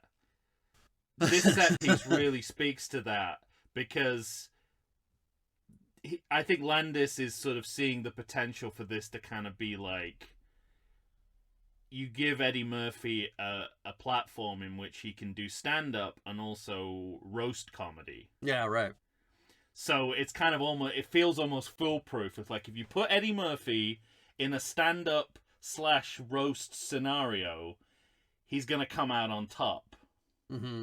But it has the kind of opposite effect of, I think, what it's trying to do, which is that it sort of just feels awkward. Yeah. In the way that scene in The Fugitive felt awkward, but was supposed to. Yeah, right. Because a wanted man for murder walked into the conference and started yelling at a person. It's like it makes you cringe, but it was not trying to be cringe comedy. Yeah, right. And I think that's what you're talking about with your reaction to the kids as well. It's like, it makes you cringe, but that's not what it's trying to do. Yes. If it was trying to do that, and I would argue with a set piece like this, it should be. Because, you know, if you think of like the scenes like this in The Office with the Dunder Mifflin Awards, and we know this could work if anyone was even at half capacity. It could work. Sure. And I'd love to hear DeWald saying, "My friend Richard Kimball does not feel well." Richard, could we have a conversation? Instead, he talks about how he murdered his friend. Yeah. Just admits to the crime again. Starts a fight that puts Eddie Murphy in jail. Yes, absolutely. And the person taking Eddie Murphy to jail is Joe Dante. Yes. Which I mean, I've seen him in so many making of or like behind the scenes documentaries now that I recognize, but I think people would recognize George Lucas more than Joe Dante. Yeah, generally, yeah. I think people would know that this was movie buffs know that it's Joe Dante. But sorry? Movie buffs know that it's Joe Dante. I think general movie crowds would find George Lucas. And it's another meaningless... I mean, all directors' cameos are sort of meaningless, but... I guess Landis has worked with Joe Dante, but apart from that, it's like he's not... It's not like a Hitchcockian cameo where there's a kind of theme to it. Like, there's no reason why Joe Dante should be a jail guard. Right. From, you know, like, he's not the guy who directed... You know, a famous prison movie. Right? Yeah, exactly. And nor is, again, going back to George Lucas, nor is George Lucas known for his standing in line at carnivals. Yeah. Yeah. All right, I think we should take one more break because we're about to get to my least favorite comedic moment, I think, in the whole movie. Okay, so I need a deep breath and a knee bend, and we can come back. Okay. You don't need to confirm this now, but is it a coincidence that my You're next pointing note at me is... now. I am. Is it a coincidence that my next note is Eddie Murphy dressed as a cartoon elephant? Do the two have anything to do with each other? No, not quite yet. Oh, okay, all right. Yeah. Oh, Jesus. Different moment. I can't imagine what yours is then. Okay, well, we'll take a break and we'll find out.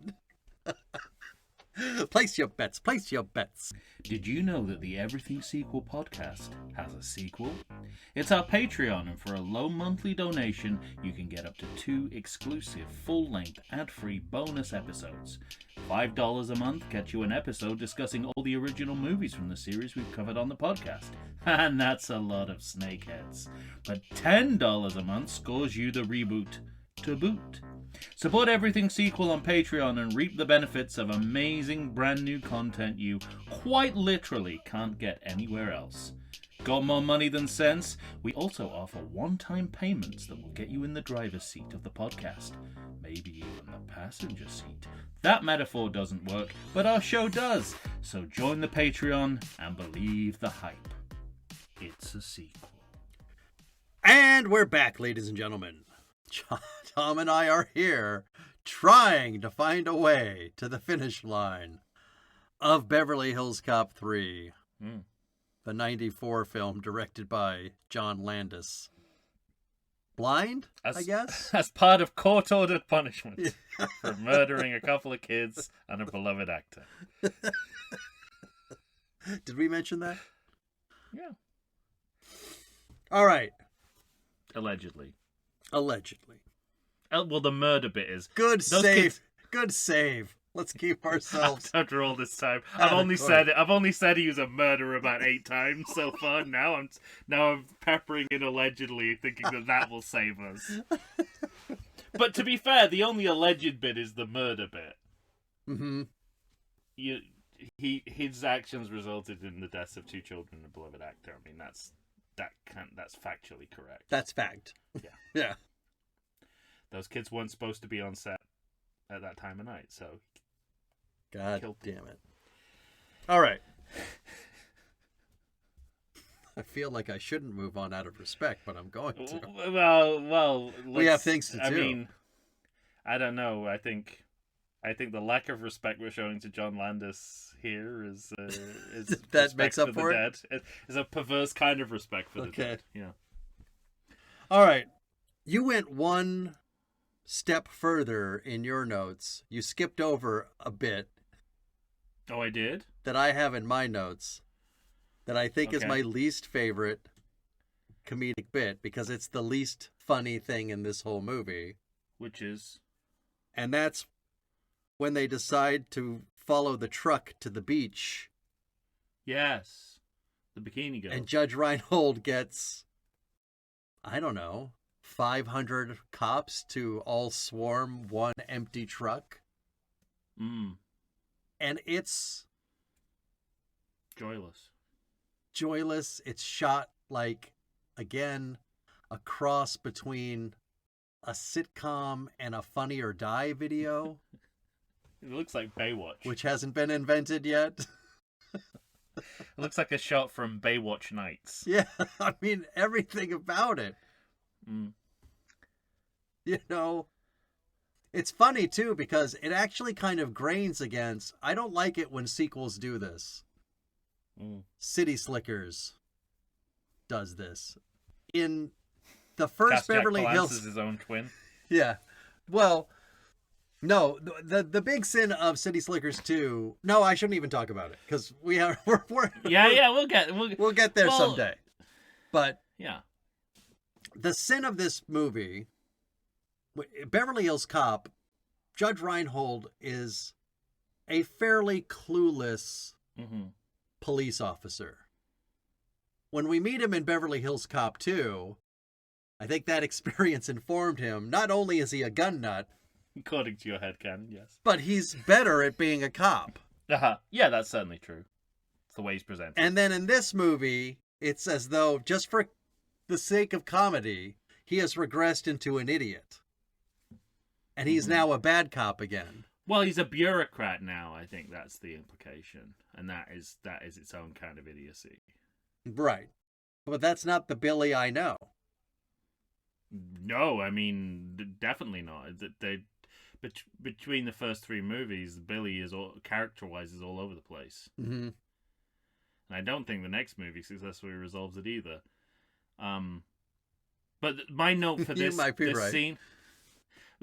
My note for this scene was, it just as a testament to how the fun has just gone from the series. All of this is going on. There's bikini-clad girls in the background. Right. And no one's even sneaking a glance. Right.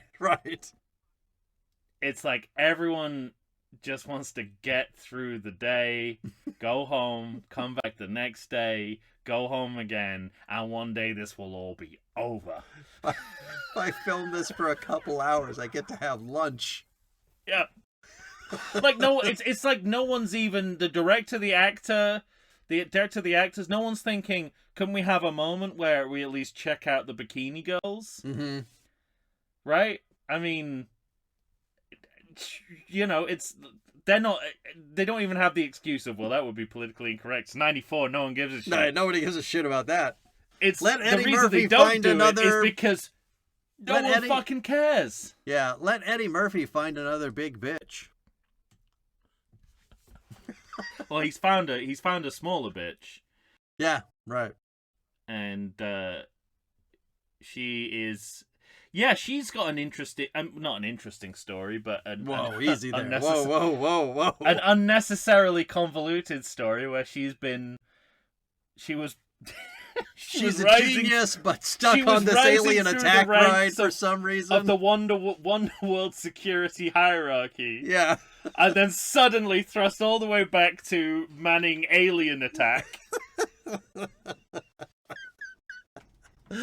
She has probably the most complex arc in this entire movie. Yeah, so... But somehow they get onto this counterfeit money idea, I think because he... live and die in LA. The one thing he finds in the... there's like ash. So they're sifting out fucking clues, and he finds the one piece of paper that is gonna tell him what he needs, and then he's dressed as Okie Dokie. Okay. We all know Okie Dokie. He's dressed as not Dumbo, and he has another. He pushes a child into a fountain. Yeah. Oh, I have another note here about more terrible music. Yeah, this is the marching band version of the Axel Foley theme. Oh, that's right. Fits with the theme park setting, which I think is the logic. But nothing else. But nothing else in the film. Yeah. And then there's this moment, his hot, hopeful potential date that works the alien attack ride is mistaking him because there's two Okie Dokies. Well, yeah, she has to. She has a code word. Yeah. To know that it's... This is just why do we know this as an audience? Why is this necessary?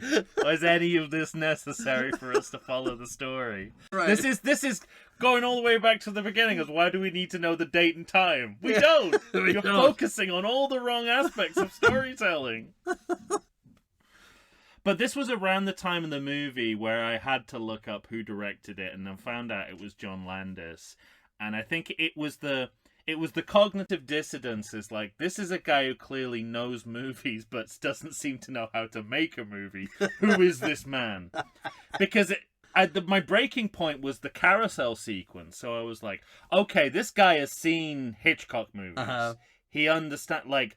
This guy's seen Strangers on a Train. This is right. So he's a guy who knows his movies but can't seem to make a movie. So John Landis sort of makes sense because it's not a guy who is ignorant of the history of cinema and how to make movies. He just doesn't seem to be applying that method here. Mm-hmm. So that was where I kind of found that out. But also the other cognitive dissonance that's here is what's working at cross purposes is we're trying to make the theme park setting and all the scenes with children is kind of trying to make a family friendly movie, but this is an R-rated movie full of cursing and violence, cursing. So where's the logic there? Like this isn't your target audience, so why are you making a movie that's trying to appeal to that audience? Unless by this point it's assumed that kids are watching R-rated movies. Movies? I don't know. but it seems like you're mixing up your audience here. Mm-hmm. That you're either you have grown up content, but the focus is all stuff that kids like. Well, yeah. Because I mean, like setting a movie in a theme park, that is what you do for a family-friendly movie. Sure. Or to make a movie more family-friendly. But you can't really this isn't the franchise to do that with, and I don't think they were necessarily thinking that that's what they were doing. But then why would you pick a theme park? Mm-hmm. Of all things. Of all the possible locales you could have in a movie, you pick the least grown-up one. Right. I mean, now theme parks are full of fucking hipsters and 40-year-olds, 40-plus. You were there last week. Yeah, I was just there. Wasn't what I was making reference to, but it's true. Like, now they specifically target an older demographic. 90s Back night, then, baby. Theme parks were just for fucking kids and babies. Mm-hmm. It makes no. Well, I'd love to know where Wonderworld came from. Like, who put that on the table? We got to get we need to get a guest, the writer of this, somebody. What were you thinking? Because at some point someone must have asked, "Is it in Beverly Hills?" And the person would have replied, "No." Right. And then you think that the person who asked the question would follow up with, "So how can it be Beverly Hills Cop?" But that conversation never took place, clearly, because this film was made. You wouldn't have that conversation and then make this film. Anyway. The title should have been Beverly Hills Adjacent Cop 3. Yeah. Now, I have a question for you because... Okay. One of the things I also remember on my initial viewing way back in 1994 when I first saw this movie, I thought to myself, I don't care what fucking government paper you get. I don't think you can print money on a Xerox. That's not really how it works. On top of that, I think it's the one shot they show of these fucking lunatics making money. They're just printing $1 bills.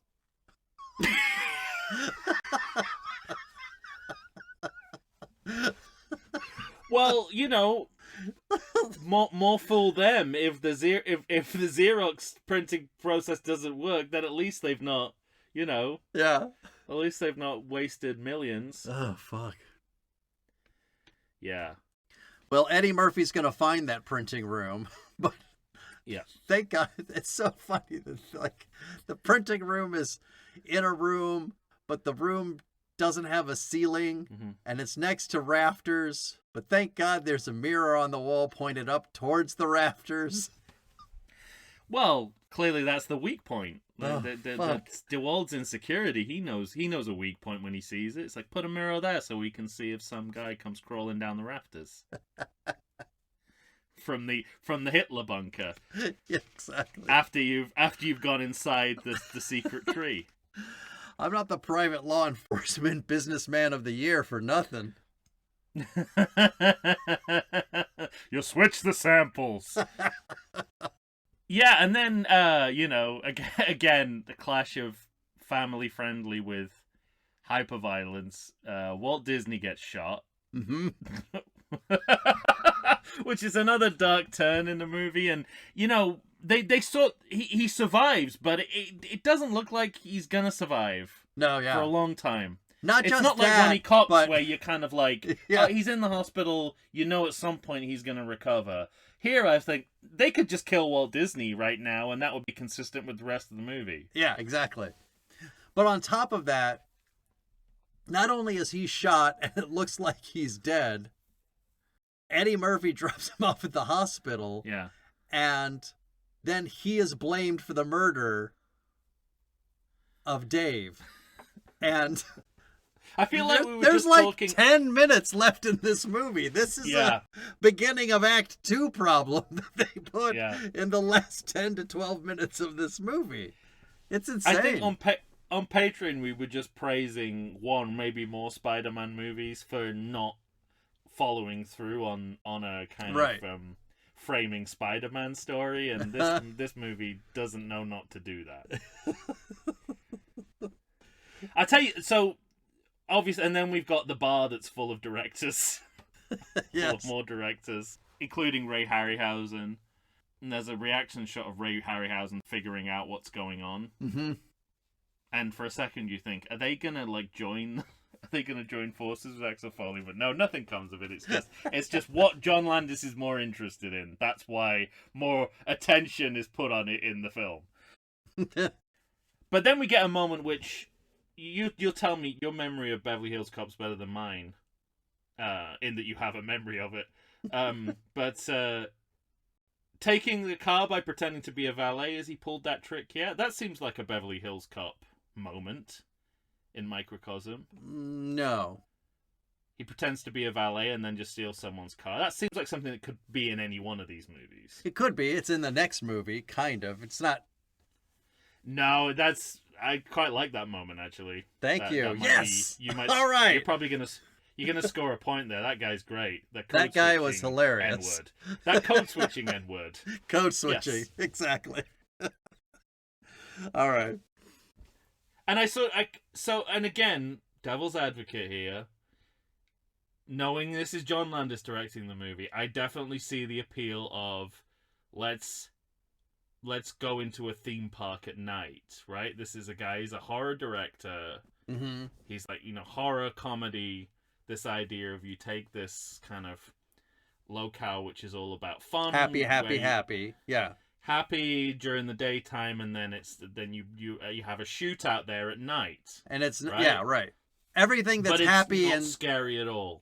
Yeah, Not for exactly. 1 second. Because it needs to be. It seems like it's one of those things where the things that's happy at night is actually kind of quite scary, or happy during the day is actually quite scary at night.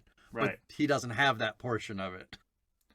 No, it's just like Looney Tunes, but with military grade hardware. Mm-hmm. But not in a good sort of Joe Dante Small Soldiers way.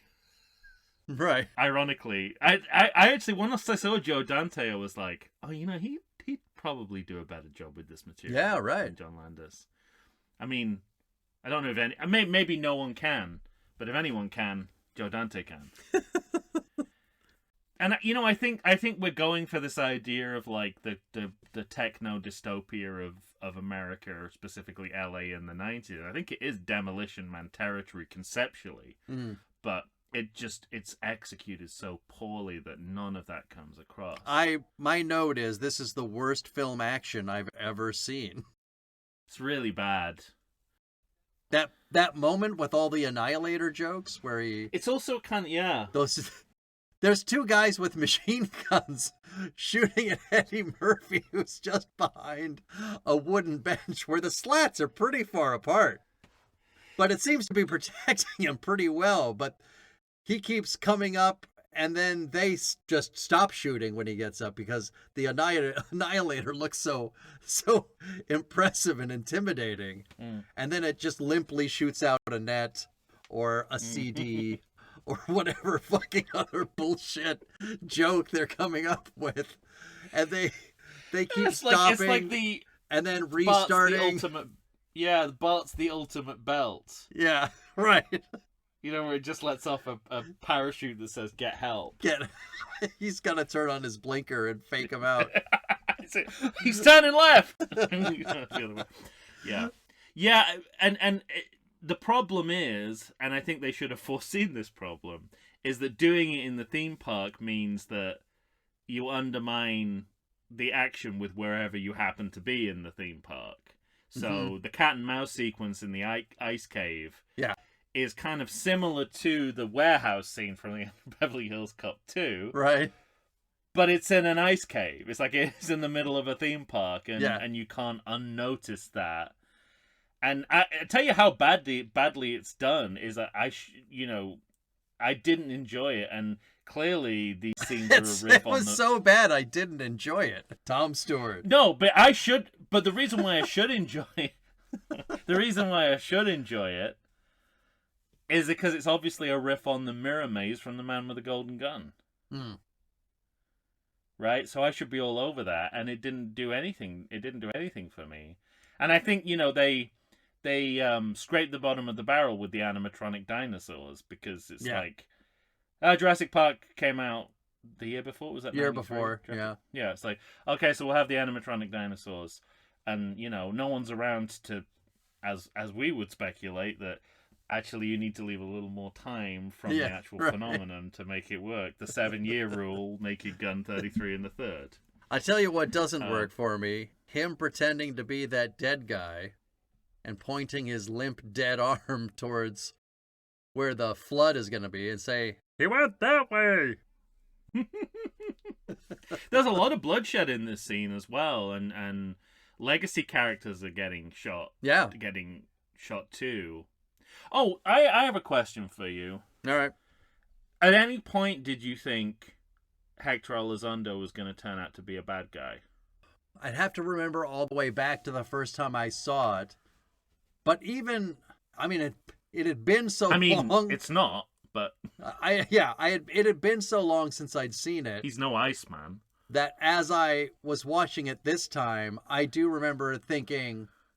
This movie seems to be telling me he's the bad guy because I think he's the red friends herring, with right? DeWald. He wants to be with DeWald. He wants a job later with DeWald. He says he's a great guy. We don't know him. He's not Taggart. Yeah. But I think you're right that maybe they were going for red herring. But it's so funny, too, because, all he does is show up, do nothing, and get shot by Eddie Murphy, actually. Mm-hmm. His bullet goes through DeWald and hits Hector Elizondo in the arm. But it's not him, it's Elaine's psychiatrist after all, which you can tell from the first frame that he appears in. Or maybe it's through his body. I forget. And I guess that this is this is where we have a corrupt cop. Yeah. By the end of this movie, so Kevin Bacon isn't the first. Even though there's zero mystery about him being a villain. Mm-hmm. It's almost like he wears a post-it saying villain on his head when he comes in. Right. That movie. Yeah. Well, the following this underwhelming action sequence, we have another awards ceremony. That's 2. Count them 2 in this movie now. And it's the ultimate convergence dream of being turned into an animated animal avatar. Right. So that's it, like, essentially... Axel Fox. Are they thinking about spin-offs? Did they think, we can do, like, Axel Fox... Cartoon? Kind of an Axel Fox cartoon, kind of like the Pink Panther off Clouseau. Pac-Man? Well, I don't know. Pac-Man wasn't like a live action, a live action thing. But it's weird to say, let's make that video game a cartoon. Yeah, yeah, exactly. This is weird because it's convergence logic. It only makes sense. But I wonder whether Axel Fox they were going to do something with it. I think they knew they weren't going to be able to do anything with Axel Fox. I wonder whether George Lucas was still on set that day, because this finale has a very end of the Phantom Menace feel to it. Yes, it does. So I wonder if he was there and taking notes. Because you can almost hear the strains of Augie's Municipal It does, Band doesn't it? It kind of sounds the same.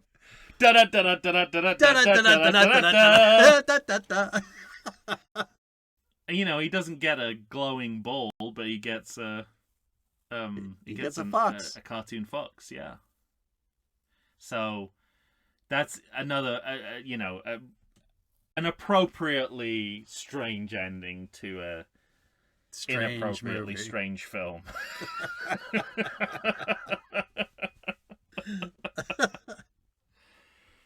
Yeah, and the more bizarre, the more I warm to it. But I guess this film even underperforms on its bizarre moments like this. It's just plain old bad, Tom. Most of the time, yeah. And then there's some so bad it's good, but Not much. Very occasionally. Oh, less than occasionally. How about a credit check?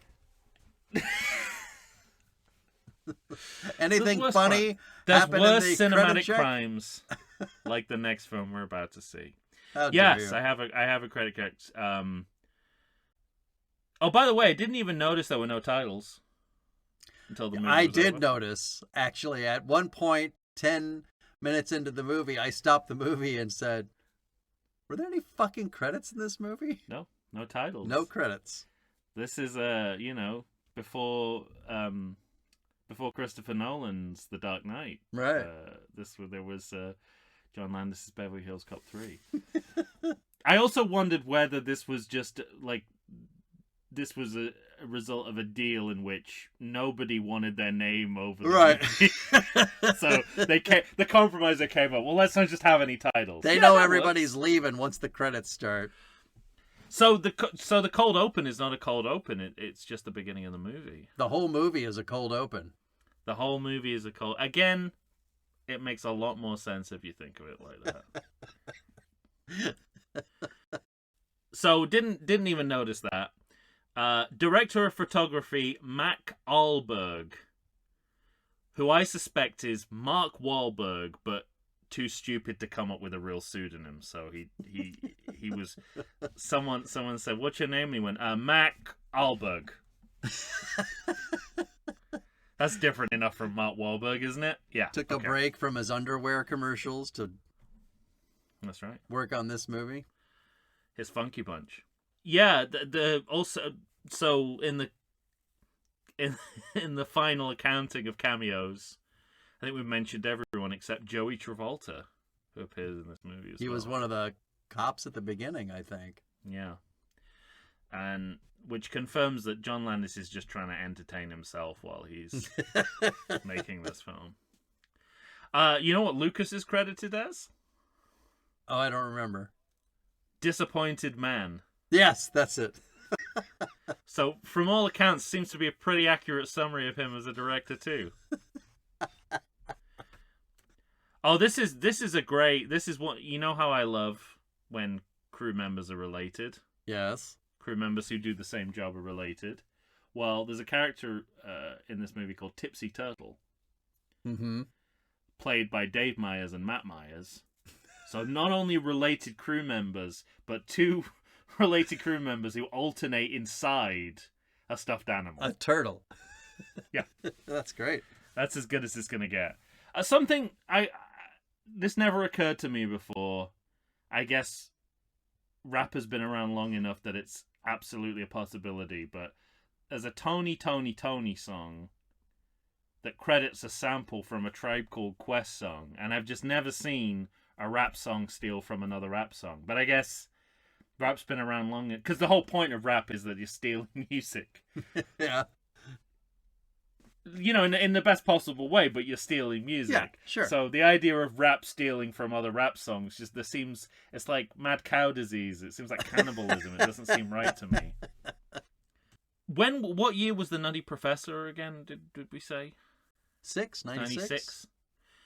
Yeah. So this Nutty Professor could have been in the works by now, because one of the songs that's playing in the theme park is North Dakota, South Dakota, performed by Jerry Lewis. Oh wow! So I wonder whether they were kind of warming up to a Jerry Lewis remake. Yeah, and then thanks to Paramount Parks Incorporated. So, oh god, I don't know too much about this. I looked a little bit up about it, but short-lived attempt to produce a studio park that Paramount kind of never quite.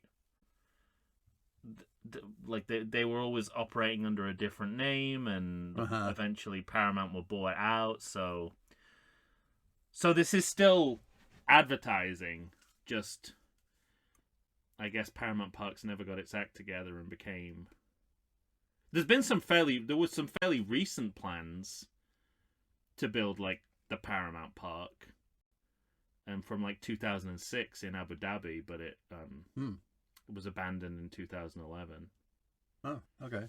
So, So I think they were like Paramount Plus is now. They were trying to brand more or less on Star Trek make it kind of a Star Trek forward park. Star Trek forward.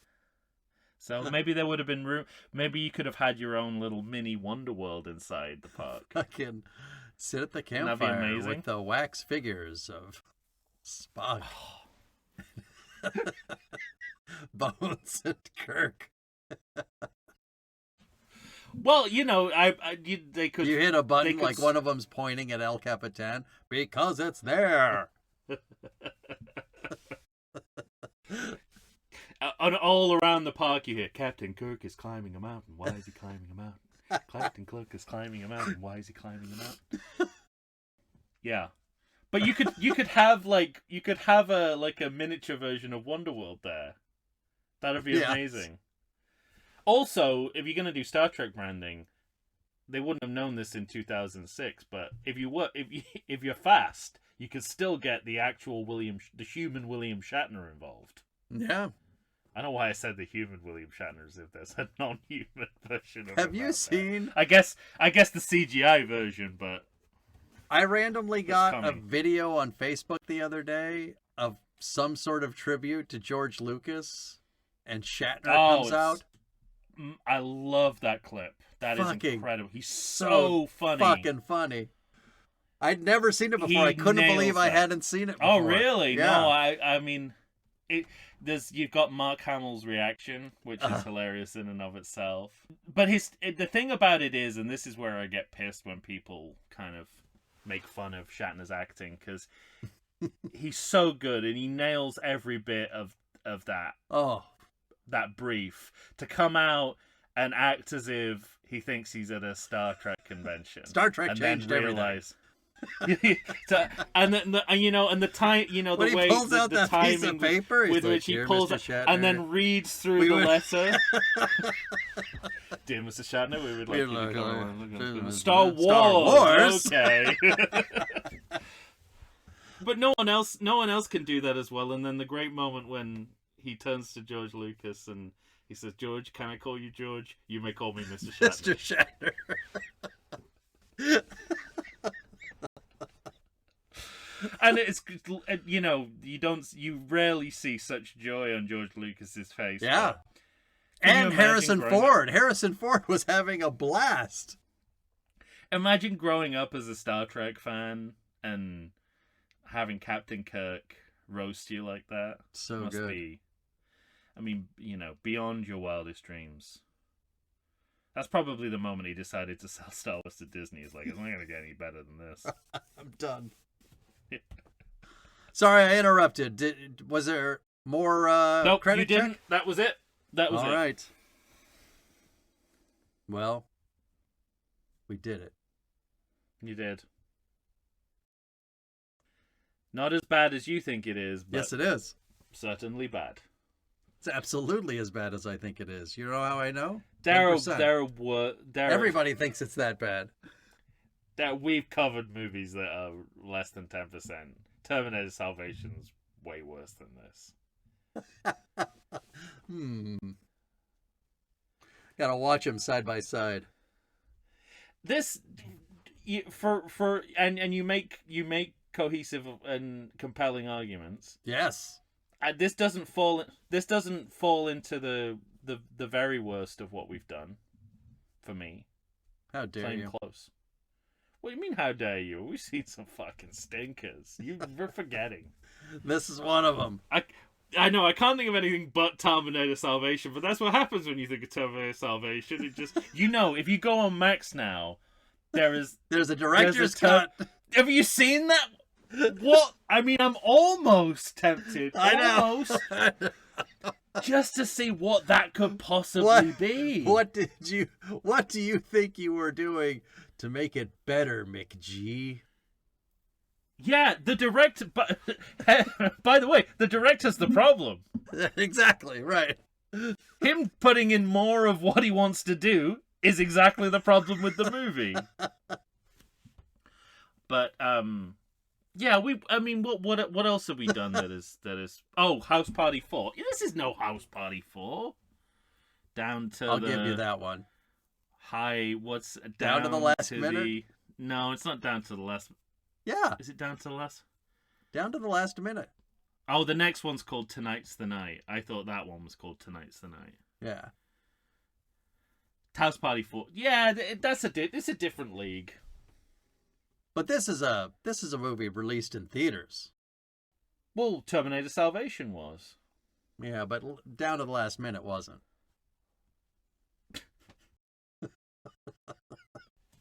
Okay. That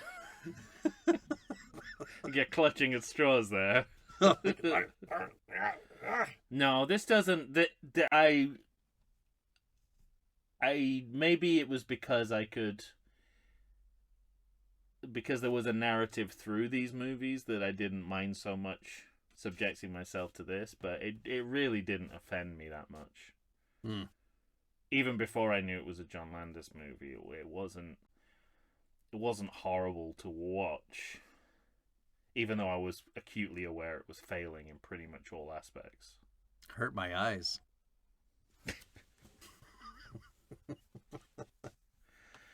Yeah, it's interesting, and I think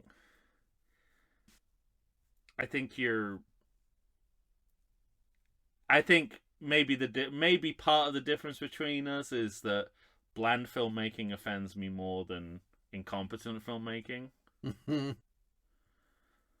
Because there's nothing incompetent about the filmmaking in the next movie, but it's a far worse movie for me.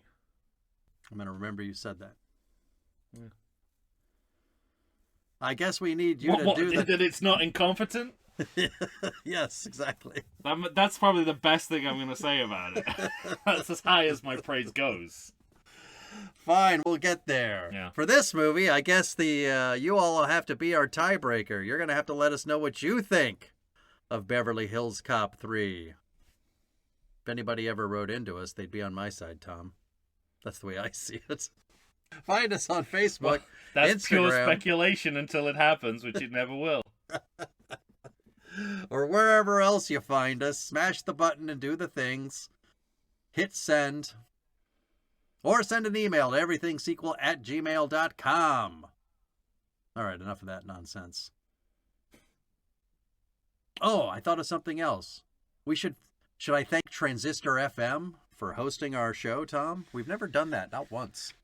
Over 300 episodes. Are they listeners? I don't know.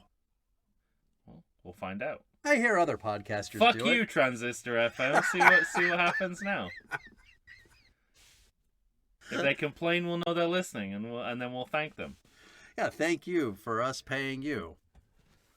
Exactly. I mean, you're providing a service. Fine. No, thank you. That's great. Yeah, podcast hosting is an important service. Heartfelt. It allows morons like us to say whatever we want and distribute those thoughts to a wider public. Not much wider than just the two of us. Not much wider, but wider. All right. Using the strictest definition of width. All right. That's it. For Tom Stewart of Lonesome Whistle Productions, Michael Schatz here. I'm from the How Dare You Awards. When we come back, Beverly Hills Cop, Axel F. We're going to put our gloves on and battle. Say goodbye to everybody, Tom. I wouldn't raid a church bingo game without SWAT. At least you got Todd in there. R.I.P. How long did the actor live after the character died? Doesn't look like too many more years. I don't think too many more. Yeah. Ooh, I really want to... Was he sick? Was he John Ashton sick? In the next movie we're going to talk about? Oh my god. Okay, let's see. Gilbert R. Hill. Let me see. I'll look him up on IMDb. I think 2006. Oh, 2016. No. Oh, shit. Near. A decade off. Wow. That's a Sylvester Stallone kill off right there. Long before their time. I mean, he's not in Megalopolis, but still. You know, if he'd have turned up in Megalopolis, it wouldn't have made a difference, I think. There's the max capacity of weirdness would not make an iota of difference if Gilbert R. Hill turned up in the middle of that movie, I don't think.